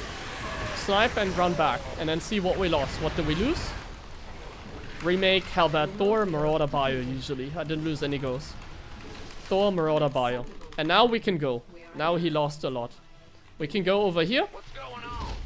And Command we can do center massive damage over here, I think. We're gonna siege the tanks, just spread them out and A-move the ghosts. And here, we can probably scan this base. Oh, we can't do anything against those, right? No. I'm just gonna still try, because why not? But yeah, now we're gonna take out a corner base, and that base is really important for him. He's gonna try and come in from behind against my lips, I feel like. So, against my lips, my siege tanks. I feel like I'm just gonna do this. Oh, that didn't quite work out. I lost like 2 ghosts there. I also killed my own tank there, not good. But yeah, taking out this base is what we wanted. I think we want to continue pushing. I think it always makes sense to continue going against Swarmholes. It's always a good choice, so let's do it. I'm not afraid if they have like 10, 12, 15 Swarmholes, I just go for it. Like, I don't give a shit anymore. I just make sure that we have tanks in good positions, like here. And then we just go. We just go. And we don't stop, and there we go. We take out another expansion. Does he have creep over here, by the way? No, so that is gonna go down eventually. We lose some Hellbats, but that's totally acceptable. He has Swarmo supply, like Swarmo supply is very inefficient, and that's why we don't care. It's just extremely inefficient, and he's just gonna lose in the long run. upgrade complete. Yeah. Do we have too many SCVs, by the way? We have like 60, I think that's fine. Especially when they have Swarmos. You don't really need to think about that kind of stuff too much, you know? Let's send the air units over here. Completed. What's going on? I can't build here. Oh. Always pull back the ghosts and snipe and pull them back again. And we're remaking stuff. Just run away, run away, run away. There's a lot of stuff actually. Base is under attack. At some point we can't run away anymore, but at some point he also runs out of units. Is under attack. He had a lot of stuff. Where's my stuff? I lost a lot there. Like all my medevacs, for example.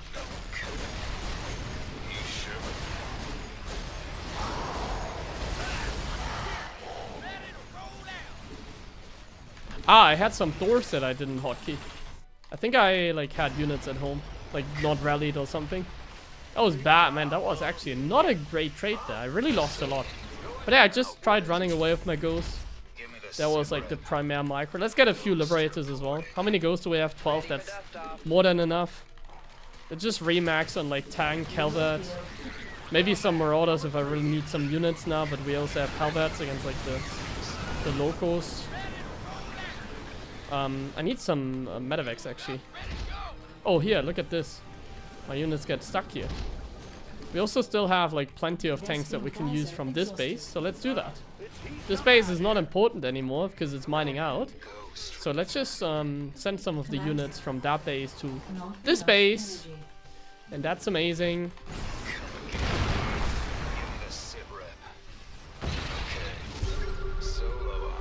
Once again, everything on one hotkey goes on a separate hotkey, and then I just micro back the ghosts. That's how we micro it. We A-move the units towards the enemy, and then we micro the ghosts individually, and maybe we split a little bit. Like you can see, I pull back my units individually, and then I pull back the ghosts with my hotkey that I have. So, what's our target? Ghost reporting. Yeah, I think at this point I don't even know what units I should get. Maybe more Thors, maybe some Marauders to soak up the damage, maybe some more medevacs. I could even go into Fusion Core and like Liberator range. It's not required, but having it is nice. Just like I'm getting the Mineral field air depleted. weapons. Just having it is nice, isn't it? It's better having it than not having it. We have more than enough time. Like he cleared one Hellbat, that was efficient, but it doesn't matter. Like I'm mining out this base like so fast because of the mules. So he can't get enough locust waves in to trade cost efficiently enough in order to make a difference, you know. Killing one Hellbat at a time is like way too slow. And I'm just waiting for enough units, as you can see here. And then I'm even just gonna kill him. Like I have more than enough to just go for it and end the game. This is all he has basically. I'm just waiting for one more wave of locals, and then I'm gonna unsiege, and I'm just gonna go, and we never stop. So here's the wave. We're gonna unsiege, and we're gonna go and never stop. Hotkey the ghost again. A-move the army, hotkey the ghost, so that we can micro them and pull them back. Mineral field Split the units a little bit, and then micro the ghost individually with the hotkey. I'm just A-moving, pull back the ghost. Kind of like pull back the Marine Marauder sometimes. And now it looks like we're just taking out this base. That's not an expansion he can ever give up. That is not an expansion you can ever give up. He's like taking his sweet time as if he can, but like you can't. Like I didn't even make another command center because I didn't think he would like try and just give that base up, you know. I thought he would like leave the game or fight for it. upgrade complete. But he's just kind of giving up on it like he can, you know? Like he has a choice. No, you don't have a choice.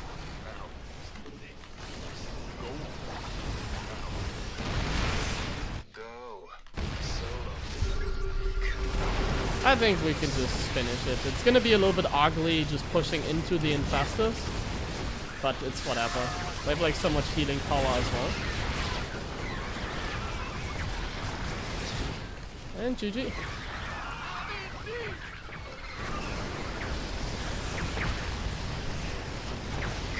Does he want me to type GG back?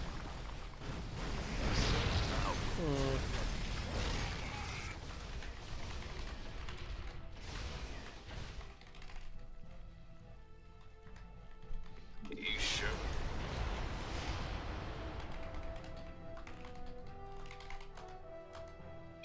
Upgrade complete.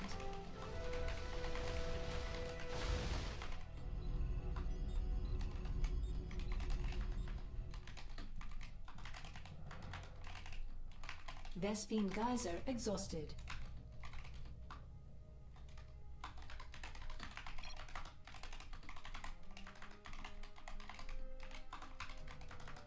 Mineral field depleted.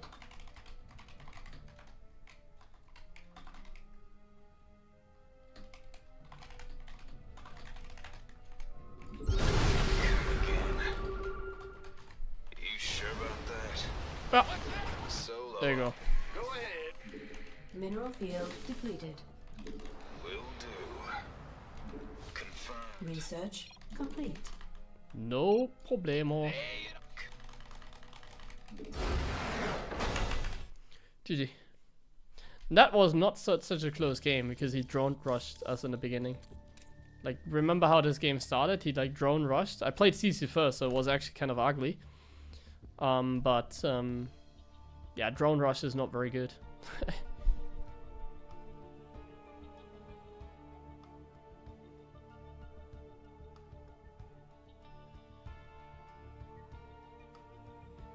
Alles, was ich hier sage, ist prüfungsrelevant.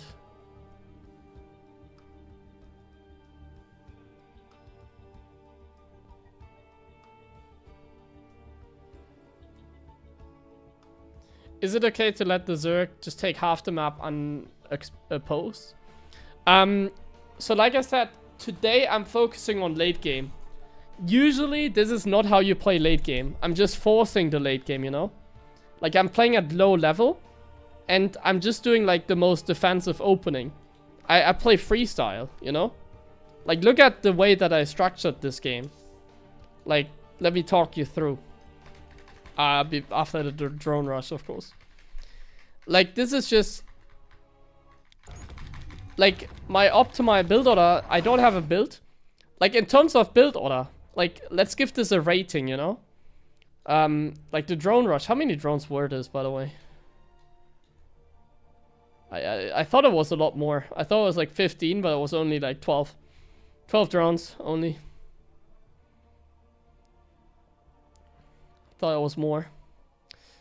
We're obviously like way ahead after this. Like I'm so far ahead right now. I have a Reaper out before he has like a Queen. Like we're just winning this game super hard already. But yeah, like if I was to rate this build, like in MMR, what MMR is my build order? I go double Reaper or one Reaper. In this case, normally one Reaper because this case like the build got a little messed up. But like, if we had to rate my build, you know, like against Zerg, I built Marines out of a reactor. Like, look at this. I'm building Marines out of a reactor and a tank instantly. Like, against Zerg, you open up Hellions. This is not a TVZ opening. Like, my opening is like Gold League, you know? I'm playing like a Gold League opening. So today's focus is not on the opening. Like, yesterday I explained some of the opening. 2 days ago I had a stream where I was talking like very precisely about my opening. Like, there's many ways to win a game of StarCraft, you know? Like, in this case, I'm just trying to win the game by having a better late game than my opponent. I'm not trying to win the game by having better build order optimization. Because in terms of, like, build order optimization, well, this is maybe a bad example. Because my opponent freaking, like, drone rushed me and it's, like, way behind now. Like, he's just dead. Because he drone rushed me and it's just way behind. But in terms of, like, build order optimization, this is not like 4.8k or more. Like, my build is not 4.8k or more. My build is like, the build itself is like garbage. Like, I make a third command center, I build tanks, I don't go Hellions. I build the barracks, then I go double Eve. Then I make like 4 more barracks. Go up to 6, I don't even have a starport. Then I just make like 4, like, look at my production tab. Look at my production tab. If you see this production tab, you would think I'm like freaking Gold League. Like, I'm making 4 barracks and 4 depots like 6 minutes into the game all at once. There's like no optimization. I'm not even producing anything. I'm not making any tanks. I'm not making like upgrades besides Stim. I'm only making SCVs because that's the most important. Keeping up the SCV production, keeping up the tank production, getting the upgrades somewhat reasonable.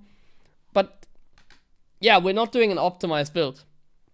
So, of course, I'm going to be forced into a game where I'm just, like, in a corner, you know? That's kind of what I'm kind of trying to force here. My build order is, like, so defensive. Like, yeah, it's bad. Like, letting the other guy take the entire map, it's bad, yes. But today's focus is just playing the late game. So, yes, it's a bad thing if they take the other side, but it's also, like, manageable. Because you have time, you know? You don't need to rush things. So if he takes this base and this base, I don't need to rush things, you know?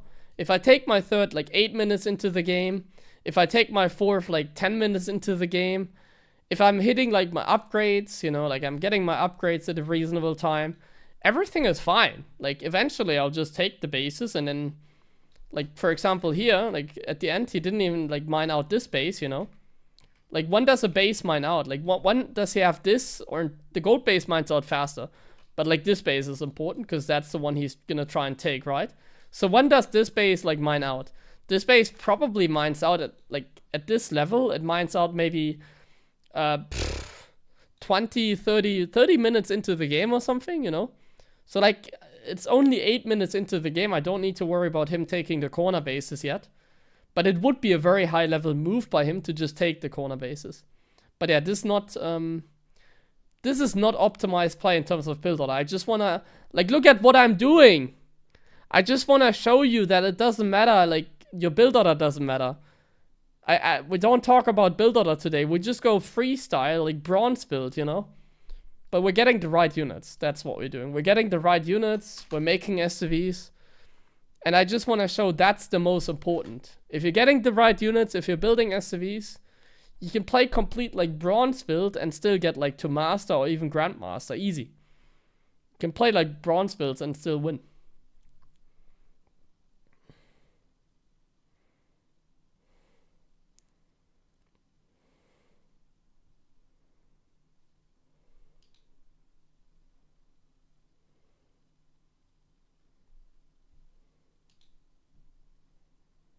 So yeah, we like in these little educational streams, I can't like talk about how to play perfect, you know? Like if I play on my main account and I just play perfect, it's very hard for me to give you detailed explanation, you know? Because like there's so much to talk about. There's just so much. We can talk about late game like today. We can talk about unit composition like today. We can talk about the opening. I can give you like so many like hidden tricks, you know, like maybe we do one commentary stream where I show you like some hidden tricks, you know, like optimizations or whatever. So even like go full in detail. there's just like so much, you know, there's like so much in terms of information. So I just want to structure it a little bit more. And yeah, I can't do everything in like one game. I can't play a perfect build, perfect execution, perfect macro, perfect aggression, perfect cheese, perfect late game, all in one game, you know? I can't do that. So I have to decide one. Do I want to play a late game? Do I want to play like the macro build that I did the other day? Like,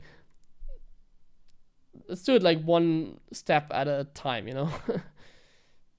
It's not like overdo it. Like when it comes to like how like builder optimization, I could like go. I can actually show you actually like the details, you know.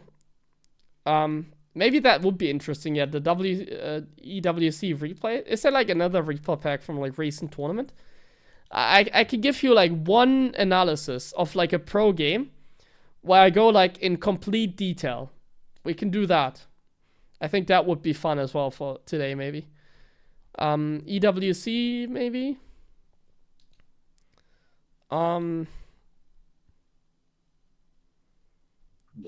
What was the, like a good game between like Cyril and Clem? The one on what was it called? The one on Post Youth we've already seen. Oceanborn, which one? The first series they played or the finals? The finals, right? Yeah. Golden Aura. Let's do that. Let's go full in detail. And I'm gonna talk you like through like everything and why he's doing it. Let's see if I can even. Okay, let me run ads quickly. I need to use the bathroom quickly. I'm gonna load up the replay. Where can I find the replay? Where's the replay pack? I have it downloaded, don't I? No, I don't. Apparently not. So I guess I download it again.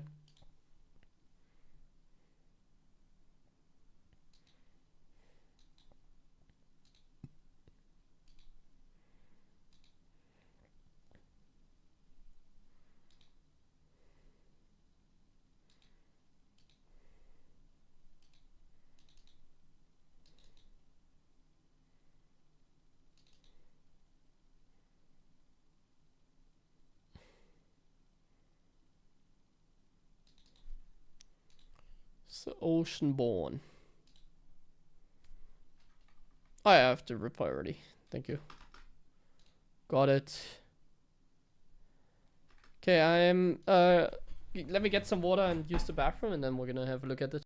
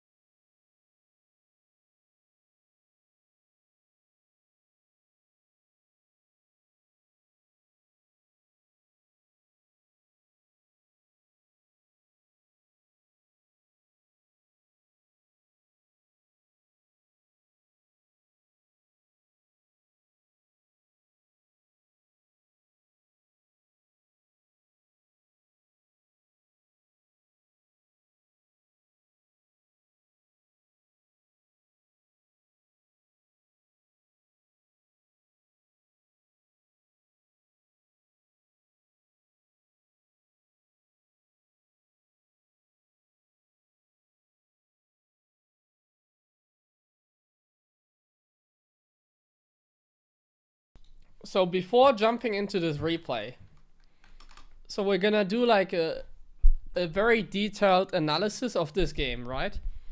But there's three things I wanna talk about before that. So of course nothing is like fully optimized in StarCraft 2.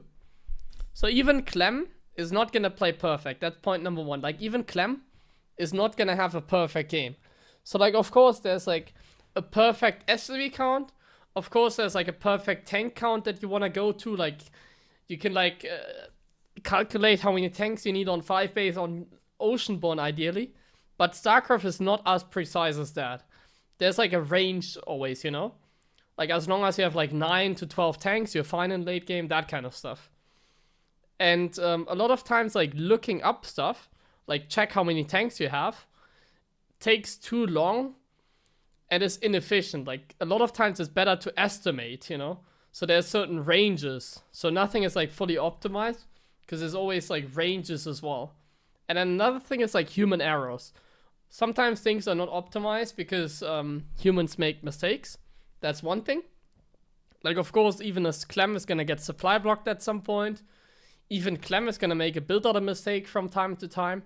You don't play perfect. There's no such thing in StarCraft. And then the last thing, I do the analysis. Everything that I say is my opinion. And what I think is like the most optimized. I'm analyzing now a game of Clem. Maybe I'm wrong. This is just my opinion, my take. Maybe in certain optimizations that I talk about here, whatever, I'm wrong. Maybe I would do it that way, or maybe I say like, oh yeah, this was not the best. Yeah, I mean, nobody is like omnious, you know. Nobody knows everything. Yeah, so let's have a look at the replay, shall we? And we're gonna make it a very detailed analysis. A very detailed analysis. So let's get started. We're looking at Clem versus Cyril here from the Esports World Cup Grand Finals. I'm pretty sure I've seen that game. I just don't remember it at the moment. We're doing a very in detailed analysis here, so let's get started. We have Clem here on Oceanborn. On the top side, we can even put the score here, pretend like, oh my god, grand final 4-0 Clem. Yeah, first optimization, he immediately makes the SCV and then the depot. Now, of course, yeah, he always does that. I'm just gonna speed it up ever so slightly in the beginning, because we don't have to pay attention to like every detail over here. Actually, hold on a second, there's already one detail that we need to pay attention to. And the first detail is, oh, maybe we even have to go all the way back to the start. So the first detail is, how do you split your SCVs? Ideally, you take like 2 SCVs here, put them here, and 2 SCVs like here, put them here. So how does Clem do it?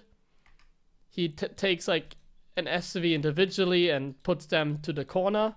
And then the next thing that you want to optimize is you want to have, as fast as possible, SCVs mining from the closest mineral patches.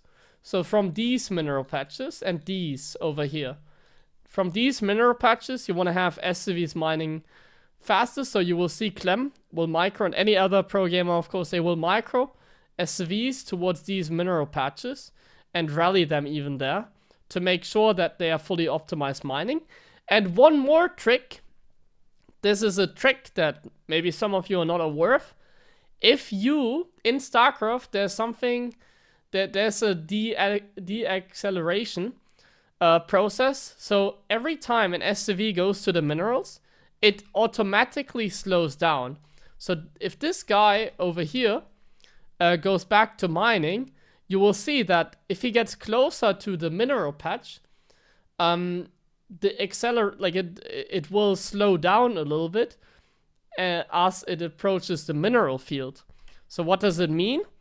It's like slowing down, and it's like not mining 100% efficient. So what does Clem do in order to avoid that? There's a little trick that you can do.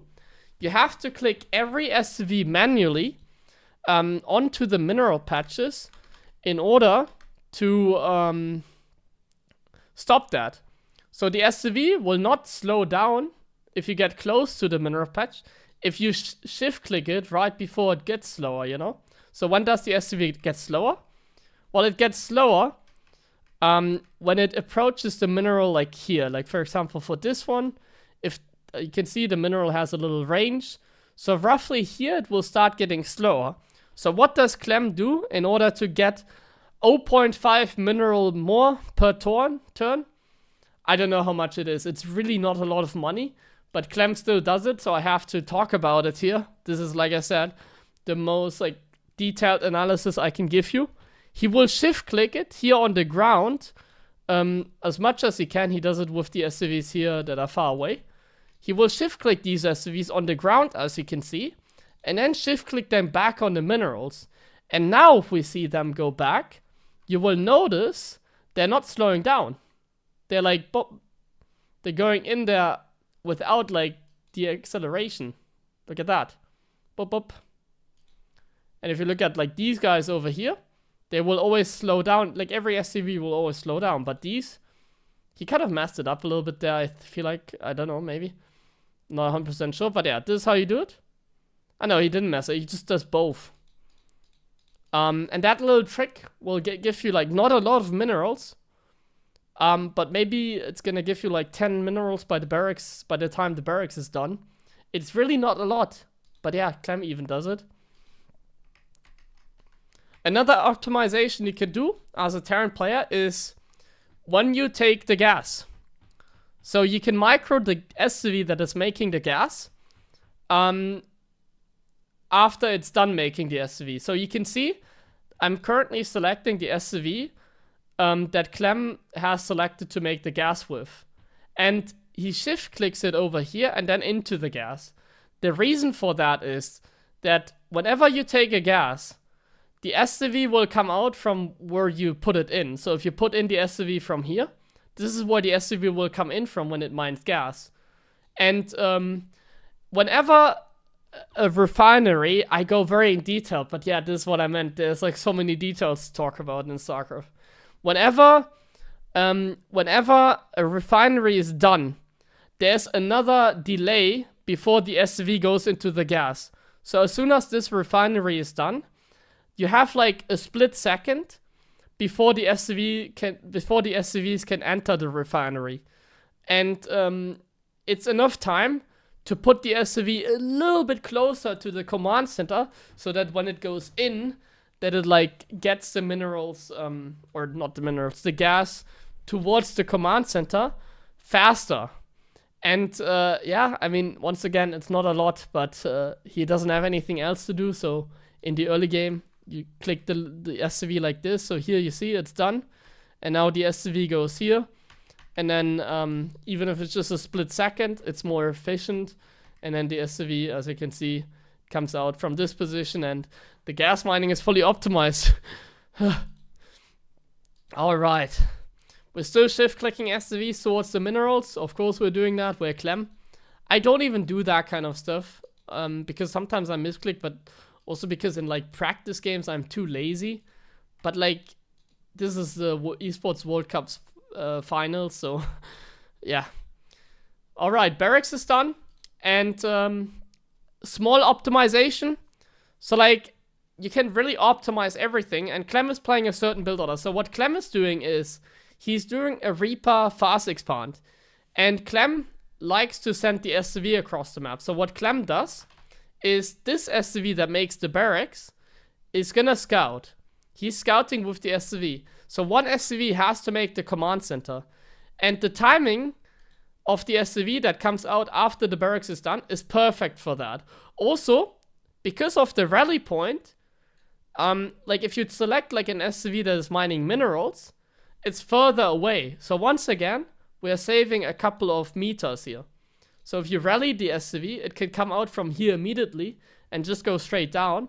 Whereas if you select an SCV from the minerals, it first of all, it disturbs the mining because like I said, Clem put most of his worker on the closed mineral patches as a double stack. It's going to disturb some of your mining and you can just rally, and this SCV is going to make the command center. So this makes the command center and this goes for scouting. He mines one mineral patch because he has enough time to do that. That is always viable. And as you can see, this builder is fully optimized because the moment he mines the minerals and the moment he is here, perfect. 400 minerals, he can throw down the third command center. This is, yeah, perfect. And now he's just going to send down an SCV. He's going to scout with the SCV. And then we enter the next step. Oh, he made a misclick here. Human mistake. Even Clem makes mistakes. The SCV was kind of stopping there. But whatever.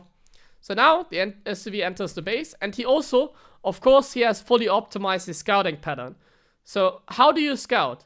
So scouting optimization is another thing. You need to understand what you want to scout. So what does Clem want to scout? Clem is not going to send the SCV into the main.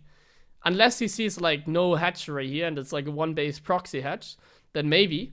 But if he sees like the hatch first, which he's scouting for, he's immediately either going to send the SCV back home because he got the information that he wanted, or what Clem's signature move is, he likes to block the third base. So you will see, he just checks for the hatch first, and as soon as he sees that the hatch is complete, when his SCV arrives, he will select that SCV and go towards the third base in order to block it. Or, even more optimized, he will put it here to see when a drone comes, so you can see if he wants to take that base. But on this map, this third is the only viable option, because that third is like so far away. So usually Zergs want to take that one, because that one is really a handicap. So now that's just the way that Clem opens. Here, there's nothing more to optimize.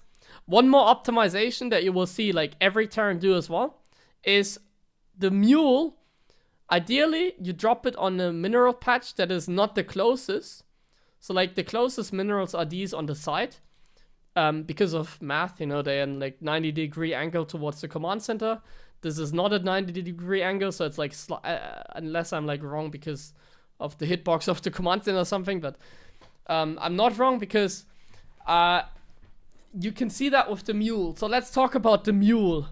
So the mule, man, my pronunciation is mule. The mule, if you drop it to the closest mineral patch, it will disappear because before it returns the minerals. So first of all, you want to drop the mule on the mineral patch that is the closest and that has the most minerals, because then if you put it like on a mineral patch that has like less minerals, you will mine out, and therefore your mining is going to be less efficient because you have like sooner like less minerals to mine from. And you also don't want to necessarily put it here, because then you need to micro it away. So if you put it here, the mule will mine 25 mineral it mines per turn. It will have 1 turn of mineral mine, and it will not be able to return the last cargo because it expires before that. So here Clem drops the mule on a high mineral patch, and he drops it on one of these two in order to make sure that he doesn't have to like micro it away, so it gets like all the minerals returned. Now the Reaper just goes across the map. I didn't talk about how he like shift click the barracks rally point, because sometimes it's like a little awkward, but I think we don't have to go that much in detail. But either way, the Reaper and the SV is obviously like fully optimized in the sense of like he knows what he has to do. He knows that he just has to block the third. And another thing that you will maybe see is Clem is gonna pull back the SCV as soon as the Reaper like provides the safety. So now the Reaper is here, and now he knows there's no drone that makes the third, so he could just send the SCV back home. But this is not like something, like I said, these are things that he might not necessarily want to do because he might have a drone hidden or whatever. But yeah, this could save you some more minerals as well. Either way. So he's just patrolling the SCV. He's killing a Zergling. This is optimized micro kappa. He's putting down the third command center. Still rallying the SCVs, of course. And now he's gonna send the SCV away because he sees the queen is moving. So he knows there's like no sneaky drone hiding. And of course he's gonna utilize the grenade ability to push back this queen even further. So you can see he uses the grenade to push back the queen again, to make sure that he's buying more time. There you go. Pushed away the queen, and he's buying even another second or two to delay the third base. At the same time, in his base, there is, you saw him microwave this mule, by the way. At the same time in his base, he's placing his buildings in a way that the SCV rally point doesn't get like blocked. So, well, it actually gets sort of blocked. This is not fully optimized. No, it's fine. This like, we go too much in detail here. Either way, there's no right or wrong here, but like there's advantages and disadvantages. If you put the CC here, it can be scouted easier, but then it like doesn't block the rally point when the SCVs go down. So both have like advantages and disadvantages. He's really optimizing his Reaper like annoyance. He's just being annoying here with the Reaper, of course. And then we just see Clem go up to like a standard Reaper Hellion build. And just taking the gas. And once again dropping the mules on the closed mineral patches. The Reaper, still annoying. Another optimization is when does link speed finish. So link speed should be done around 3:30. And that's exactly what's the case over here. So Clem knows that, and he's going to send back the Reaper now that he knows link speed is done. There's an optimization to make sure that he doesn't lose the Reaper, so he now is not going to be as greedy anymore, and he's just going to go back with it for a second. And in the meantime, he's just executing his build order, which in this case, he makes the gas in the natural, because then if you make it in the main base, you disturb the mining here, you know, like... you don't want to disturb the mining here. So what does it mean? You have 16 minerals, like 16 guys on the minerals, 16 out of 16, perfect saturation. And sometimes you have a triple stack. What is a triple stack? A triple stack is if 3 SCVs are mining on 1 mineral patch. You have that naturally when you have more than 16 SCVs, because even if you go up to like 20 SCVs, you mine more minerals than if you are on 16. But 16 is really like the most optimal. Like, more SCVs doesn't really make sense.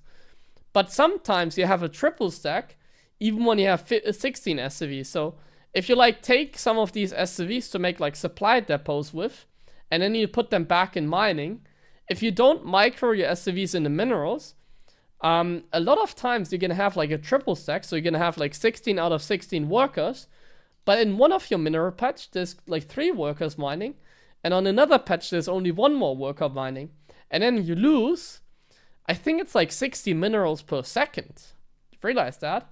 So if you have a triple stack on a base that is like 16 out of 16, then you lose 60 minerals per minute, I think. Something like that. And in order to avoid that is to not disturb these SCVs. Don't touch these SCVs. If you touch them, there's always a chance that you're gonna get a triple stack on one of your mineral patch, and you have to manually fix it. So that's why he takes the gas in a natural, so he doesn't have to pull any SCVs away from here to like make the gas or like to put back into the gas. And that way he makes sure that this base is always fully mining, and he can pay more attention to like the harassment, for example, and doesn't have to like manually fix like things all the time. That's why he also takes then the gas in the natural and obviously puts the rally point down. And that's why you see a lot of like people make supply depots in their natural and not in their main base. Yeah, you can always watch one of your replays and just watch the replay and look for a triple stack. I bet you're gonna find it. Like, I bet in some of your games you have like 16 out of 16 workers, but then it's like 1 mineral patch is an imposter. Like 1 mineral patch has like 3 workers and another one has like 1. Yeah. I'm doing this without sound, I just realized, by the way. SCV ready. We're through. SCV ready. I'm talking so much that I didn't realize there was sound. So here we saw a little bit of like not optimization. This was Clem aggression. So testing the limits is very important. So like being able to like fish for like a mistake and being a little bit reckless. So here he saw the queens are like slightly out of position, and he's like quick thinking, immediately put down a grenade, immediately just go for it, you know. And that's exactly what he's doing. But then he sees another queen that he didn't have vision on, and then there's zerglings over here. So sometimes when you see this like from like observer perspective, you say like, oh my god, such a bad play by Clem. But this is stuff that it's like split-second decision making, and you just you're just fishing for a mistake, and that's why Clem is so good. It's like he didn't lose a unit, he lost the HP, which kind of sucks, but he at least tried, and it was a great opportunity. Like, look at it again. like, this is a great opportunity, but looking at it from an observer perspective, when you can see there's another queen and like 6 Zerglings, it's obviously a mistake. But I wouldn't call this a mistake then. It's just from caster perspective, it looks like that. Alright then. Once again, dropping the mules always on the mineral patches that have the most minerals on them. Command center upgrade. Right. We're harassing with the Hellions. We have a Marine patrolling against the Overlord. And of course, everything is like fully optimized in terms of builds. So how are the builds optimized? So look at the resources. So Clem has exactly gas to make a reactor. And he has exactly the gas to make a Banshee. And that's what we see here. So he has 100 gas to start another Banshee. Like, look at the resources. As soon as the Banshee is done, he has exactly 100 gas to start the next Banshee. He's starting another Marine and so on, delaying it a little bit, but he has the gas, and that's the most important.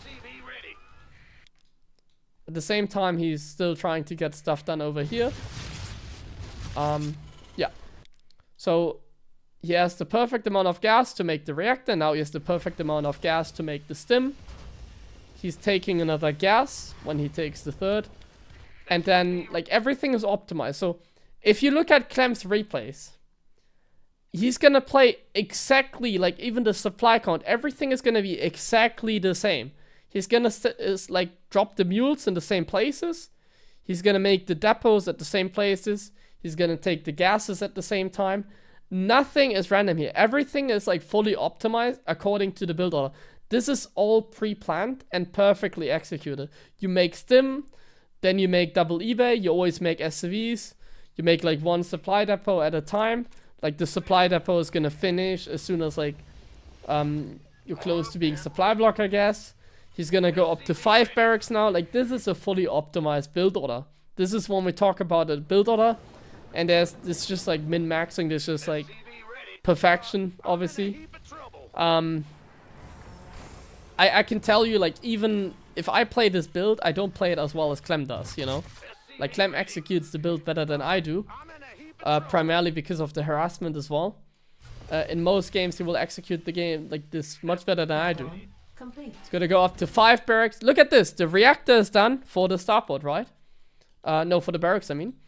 So the reactor is done that he made with the factory. And what does he want with the factory? He wants to make tanks, ideally. He could also make another reactor for the water mines, because there's no roaches. But like, he wants to make tanks. Oh yeah, look at this. The Banshee is about to come out. And there's a free available tech lab for the factory. Does he want to go tanks? Yeah, see?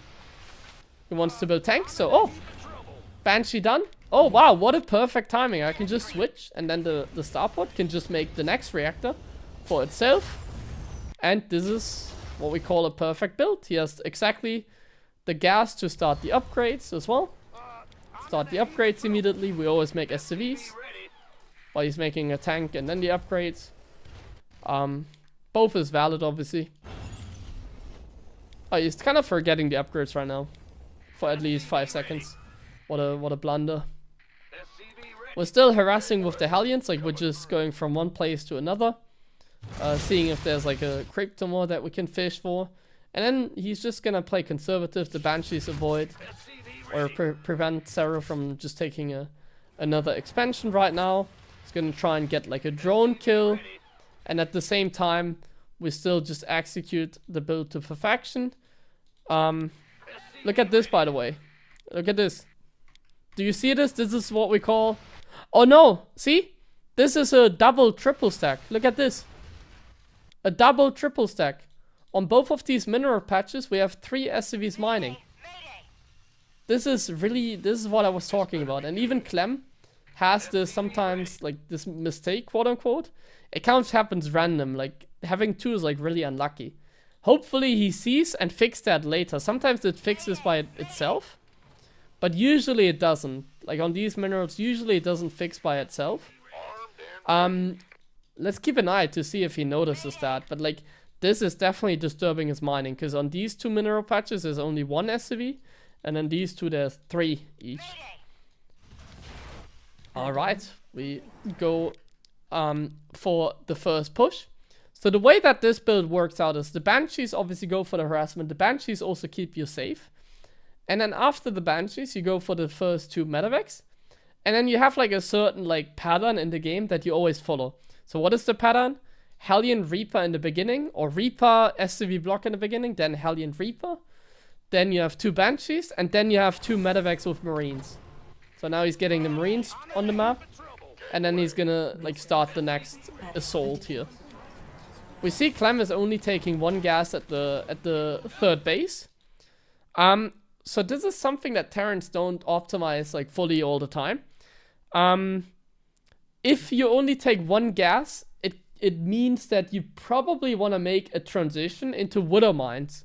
So you just get a few safety tanks in case they go roaches. And 1 gas usually means you want to go after the 2nd factory into Widow Mine production.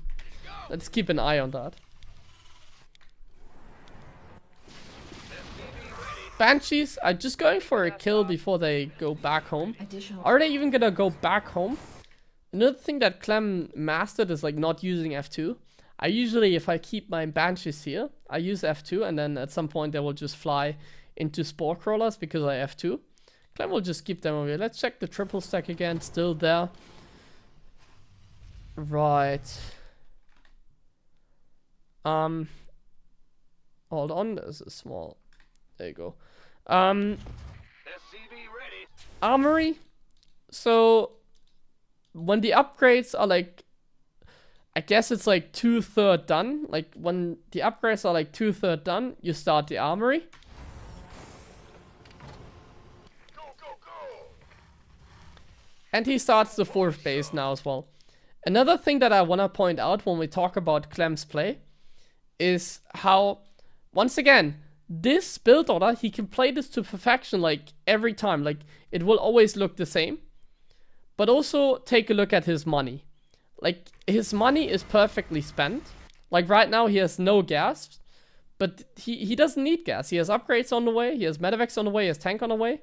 And he's going to make a reactor for Widow Mines now, right? He's going to make a reactor for Widow Mines.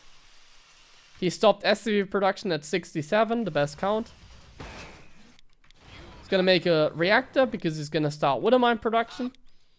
And he's just going to be able to spend his money perfectly because he can throw down a 4th. So while he's putting on the aggression here with the tank and the Marines, while the Banshees are still here, he has perfect and flawless like macro at the same time. So here we just beautifully micro, always trying to go for the target fire, and here we're just still doing many things. It's like he's playing Archon mode basically. It's like we're playing Archon mode over here. Upgrade complete. So one more thing that you usually go for, you can use the Banshees either to like force some queens to still be here. You know, like these Banshees are nice because he just forces Cyril to put some queens here, some defense, because otherwise they can always like pick off a drone or so. Another way to use the Banshees or the Hellions is to prevent like them from like dealing with counterattacks. How do you deal with counterattacks? Well, he just leaves the Hellions at home. That way counterattacks are like much more much weaker. And the Banshees can come back home as well if he really wants to deal with counter. So he has like both tools that he can use against counterattacks. So he goes for like a full assault over here. But it's like perfectly fine because he still has the Hellions that he uses as a run-by defense. You put, by the way, the rally point at the supply depot here with the wall. You have one depot lowered, and you can see this kind of forms a nice little wall as well. So if he has enough Marines, like if Zerglings come in here, it's also a pretty solid defense. And if they come here, he has a little wall. As you can see, he builds the supply depots so that he has a small wall that the Zerg has to break with Banelings. So the only way that Zerglings could enter is here. And even if Banelings enter here, the reinforcements are right there. Or you could just lower the depots. So now, the play is going to be to separate the army. So here, he has some aggression and perfect micro. So like he's utilizing his units. Like this is like fully utilizing your units. You can always pick up and leave, you know. So he's just picking up and then he's going to leave. You can always play this game, you know? Like, this is... You can actually do stuff with your units. You don't have to, like, sit back. You can actually do stuff. And there's nothing the Zerg can do about this, you know? And that's obviously what Clem gonna do. So, like, sitting back is not an option. You just, like, do this kind of stuff. I was gonna go into Water Mines. And we're gonna set up another drop over here. Now he pulled back the Banshees as well to support his little drop. So, like, look at how he's using the Banshees. Like, a lot of times the Banshees are meaningless.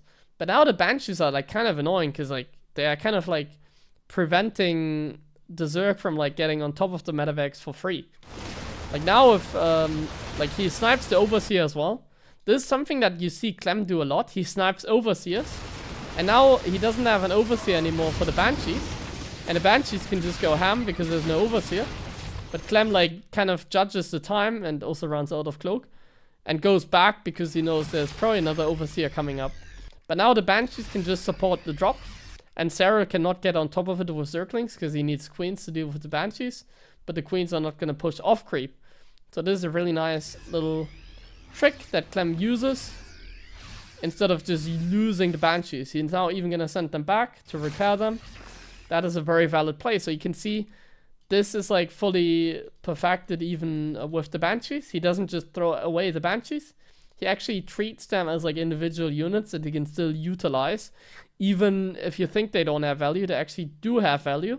You just have to micro them, which I'm not a big fan of because I don't really have the multitasking for that. And yeah, here we see. We're just doing stuff constantly. We can always pick up and leave. And now we are just utilizing two armies at the same time. We're going to reinforce one of the positions.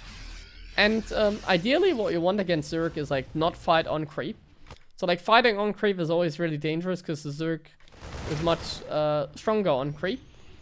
And yeah, that's why we're kind of trying to avoid that by testing the water. And he's attacking the position with the least creep and the least expected position as well. So here we set up with a few tanks and water mines. You might ask, why does he have tanks and water mines? Well, these are tanks that he still has from the early game. Having some tanks in the army like this is not a bad thing in this case, because the tanks can like deal with the banelings, and the Zerg can't just like send some units forward to soak up the water mines, because the tanks are gonna take care of them. So the tank are nice support. It's just kind of hard to micro, which is why a lot of times you don't really see that. It's kind of nasty to control, and that's why we see Clem is only making water mines. And once again, the macro at the same time is just perfect. He cleared a Zergling over here. He's making a sensor tower. He's like borrowing a water mine over here. So like this is a nice defense, because as soon as like drilling clause is done, this water mine, even if he like reinforces a position, is always there. Is always going to deal damage. It can blow up a lot of banelings. He's just like kind of putting like water mines everywhere. You also see he's not using F2, like these Hellions never moved. At some point he might use them again. And now you just see he's like just once again fully utilizing his unit, dropping them over there. SCV count, so Clem's SCV count is currently at 71. He's hitting the magic number as we speak, by the way. We're hitting the magic number. 75 or 74, that's good enough. 75, the magic number, my friends. Now he's even gonna go up to more SCVs, because he's gonna take the gas at the 4th base and he's gonna play late game. So now we just see Sero try and engage in the middle, but Clem was ready, and water mines are really good against Ling Baneling. If you go up against like a Ling Baneling composition and you have like a water mine Marauder Marine bio composition, you're in a fantastic position. That's kind of where Clem is getting here. The traits, because he's like getting stuff done, have been good. And the macro has been untouched. A nice little safety sensor tower. On this map, I guess the sensor tower here, you don't really need one at the 3rd, because this sensor tower already covers everything, even the 3rd base. This map is a little bit special in that regard. And now we just see Clem loading up the Marines. Loading out, sorry, I will tap quickly. And yeah. Another thing that you see is, because he's not utilizing F2, he's just keeping like medevacs at like unkillable positions. So one medevac here, which is really annoying to clear because it can go from this base to like this base. So Cyril has a hard time expanding here. And then here, he just puts like medevacs in the dead air space. And these medevacs can go to like 3 different locations. So this is really annoying for him as well. And then one main army over here. And that just makes like Zerg life really hard. Because he has to defend like this position, this position, this position. He has to clear this to expand here. He has to defend this position at the same time. Because otherwise Clem is going to pick up and go there. He could even go here. But honestly, this is covered. And now we're entering the point where like the Marauders are going to trade really well. Immediately split. Come on. Oh my god, so sloppy. We're watching a flap after all.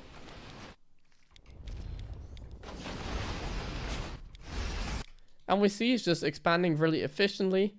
Like, look at the saturation. Did he fix the triple stack? Yes, he did, because he slided SCVs. Like, look at his mining. This is pretty close to perfect. This is pretty close to perfect mining. This is pretty close to perfect mining. This is close to perfect mining. And then this is close. Well, as close as you can get. You don't really want to go to more SCVs. And look at his money, by the way. Just look at the money at the moment. His macro. Look at the production tab and his macro. And this is honestly why Clem is like the best TVZ player as well. Like, this is actually like so perfect, you know? Like, I can spend my money like that as well. If I was playing Archon mode and like Clem was doing the micro for me. Or if I was playing against like easy AI or something like that. But just look at the macro. Perfectly spending his money. While still expanding. While still putting on all the pressure in the world. Like, there's so much stuff going. It's like Archon mode basically. There's one player macroing and there's one player microing. It's even the Banshees here still coming in clutch, killing a drone that wanted to expand here.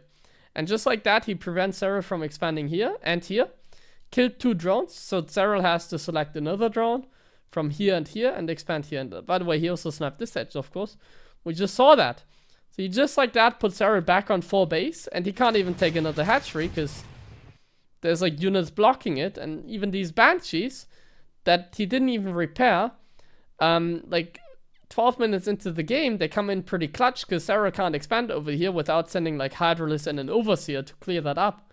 And even then, it's like still freaking annoying because he's gonna reinforce his position and can snipe like the Overseer and stuff like that, you know? Like, look at Clem here. Look at him! See? He just sniped the Overseer. Now, the Banshees are back on the menu. But he's busy microing over here, of course. But here, he's also winning the fight, so he can get the cancel on this base. And now the Banshees could have gone in, but even Clem is not that good, I guess. Yeah. He's focusing on here, which is probably more important. Widowmine's getting good hits off. He can always pick up and leave. And he's just fully utilizing his units and micro them beautifully. It's not a lot the Zerg can do in that situation. Once again, his macro outstanding. He has all the gases.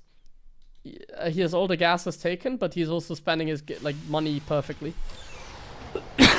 Getting ghost out, getting command centers, like it's really hard to get that as right as he does. And now Cyril has to kind of go, but he's kind of losing in like every single angle over here.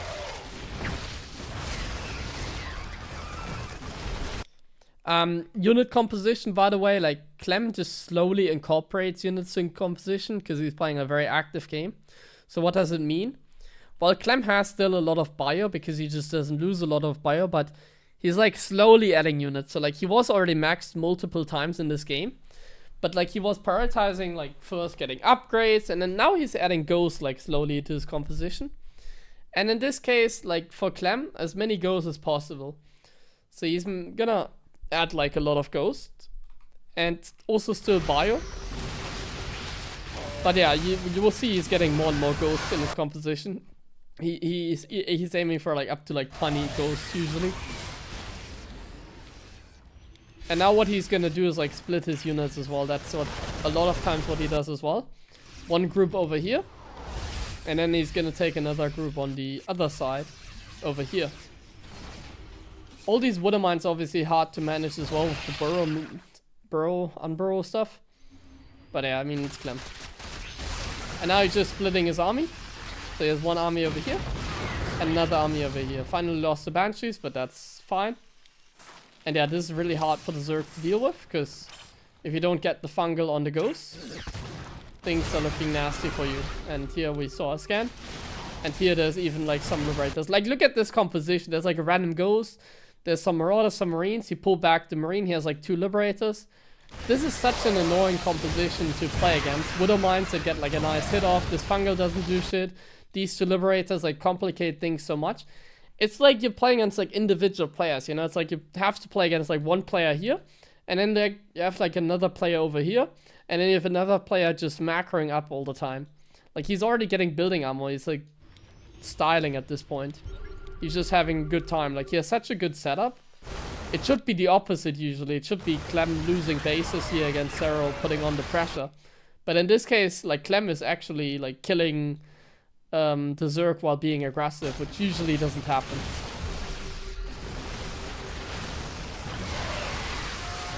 Immediately split that unit, and the ghosts are not even touched, and that's gonna be game, because like he simply doesn't have anything left over here, and with that he cannot defend the base, and without defending the base, nothing he can do. And just like that, game is over. Ooh, I hope you enjoyed this little replay analysis.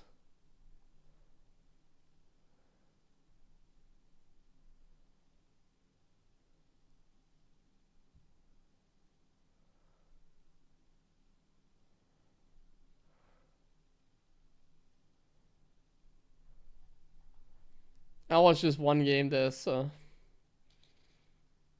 little more things to talk about. Ugh, but that was a lot of talking.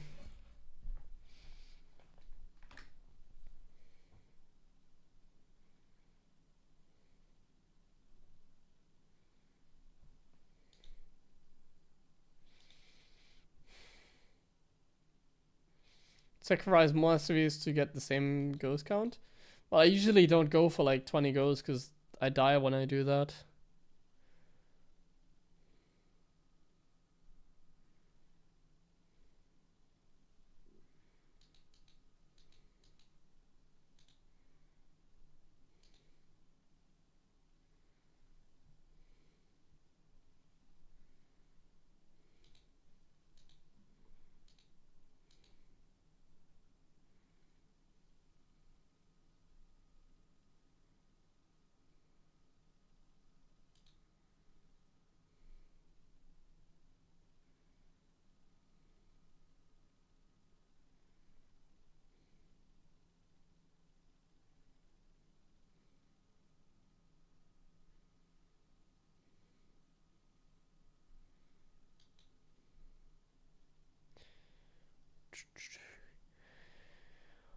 Thank you very much, Muya, Mickey Scene and Grudort.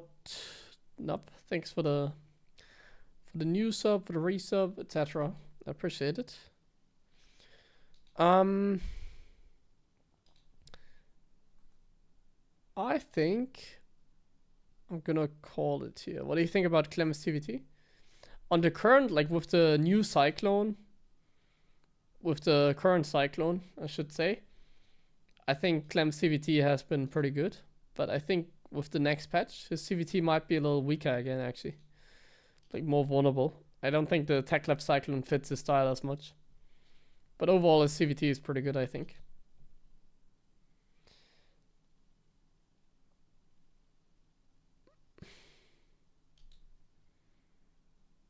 But yeah, I'm just gonna call it here, my friends.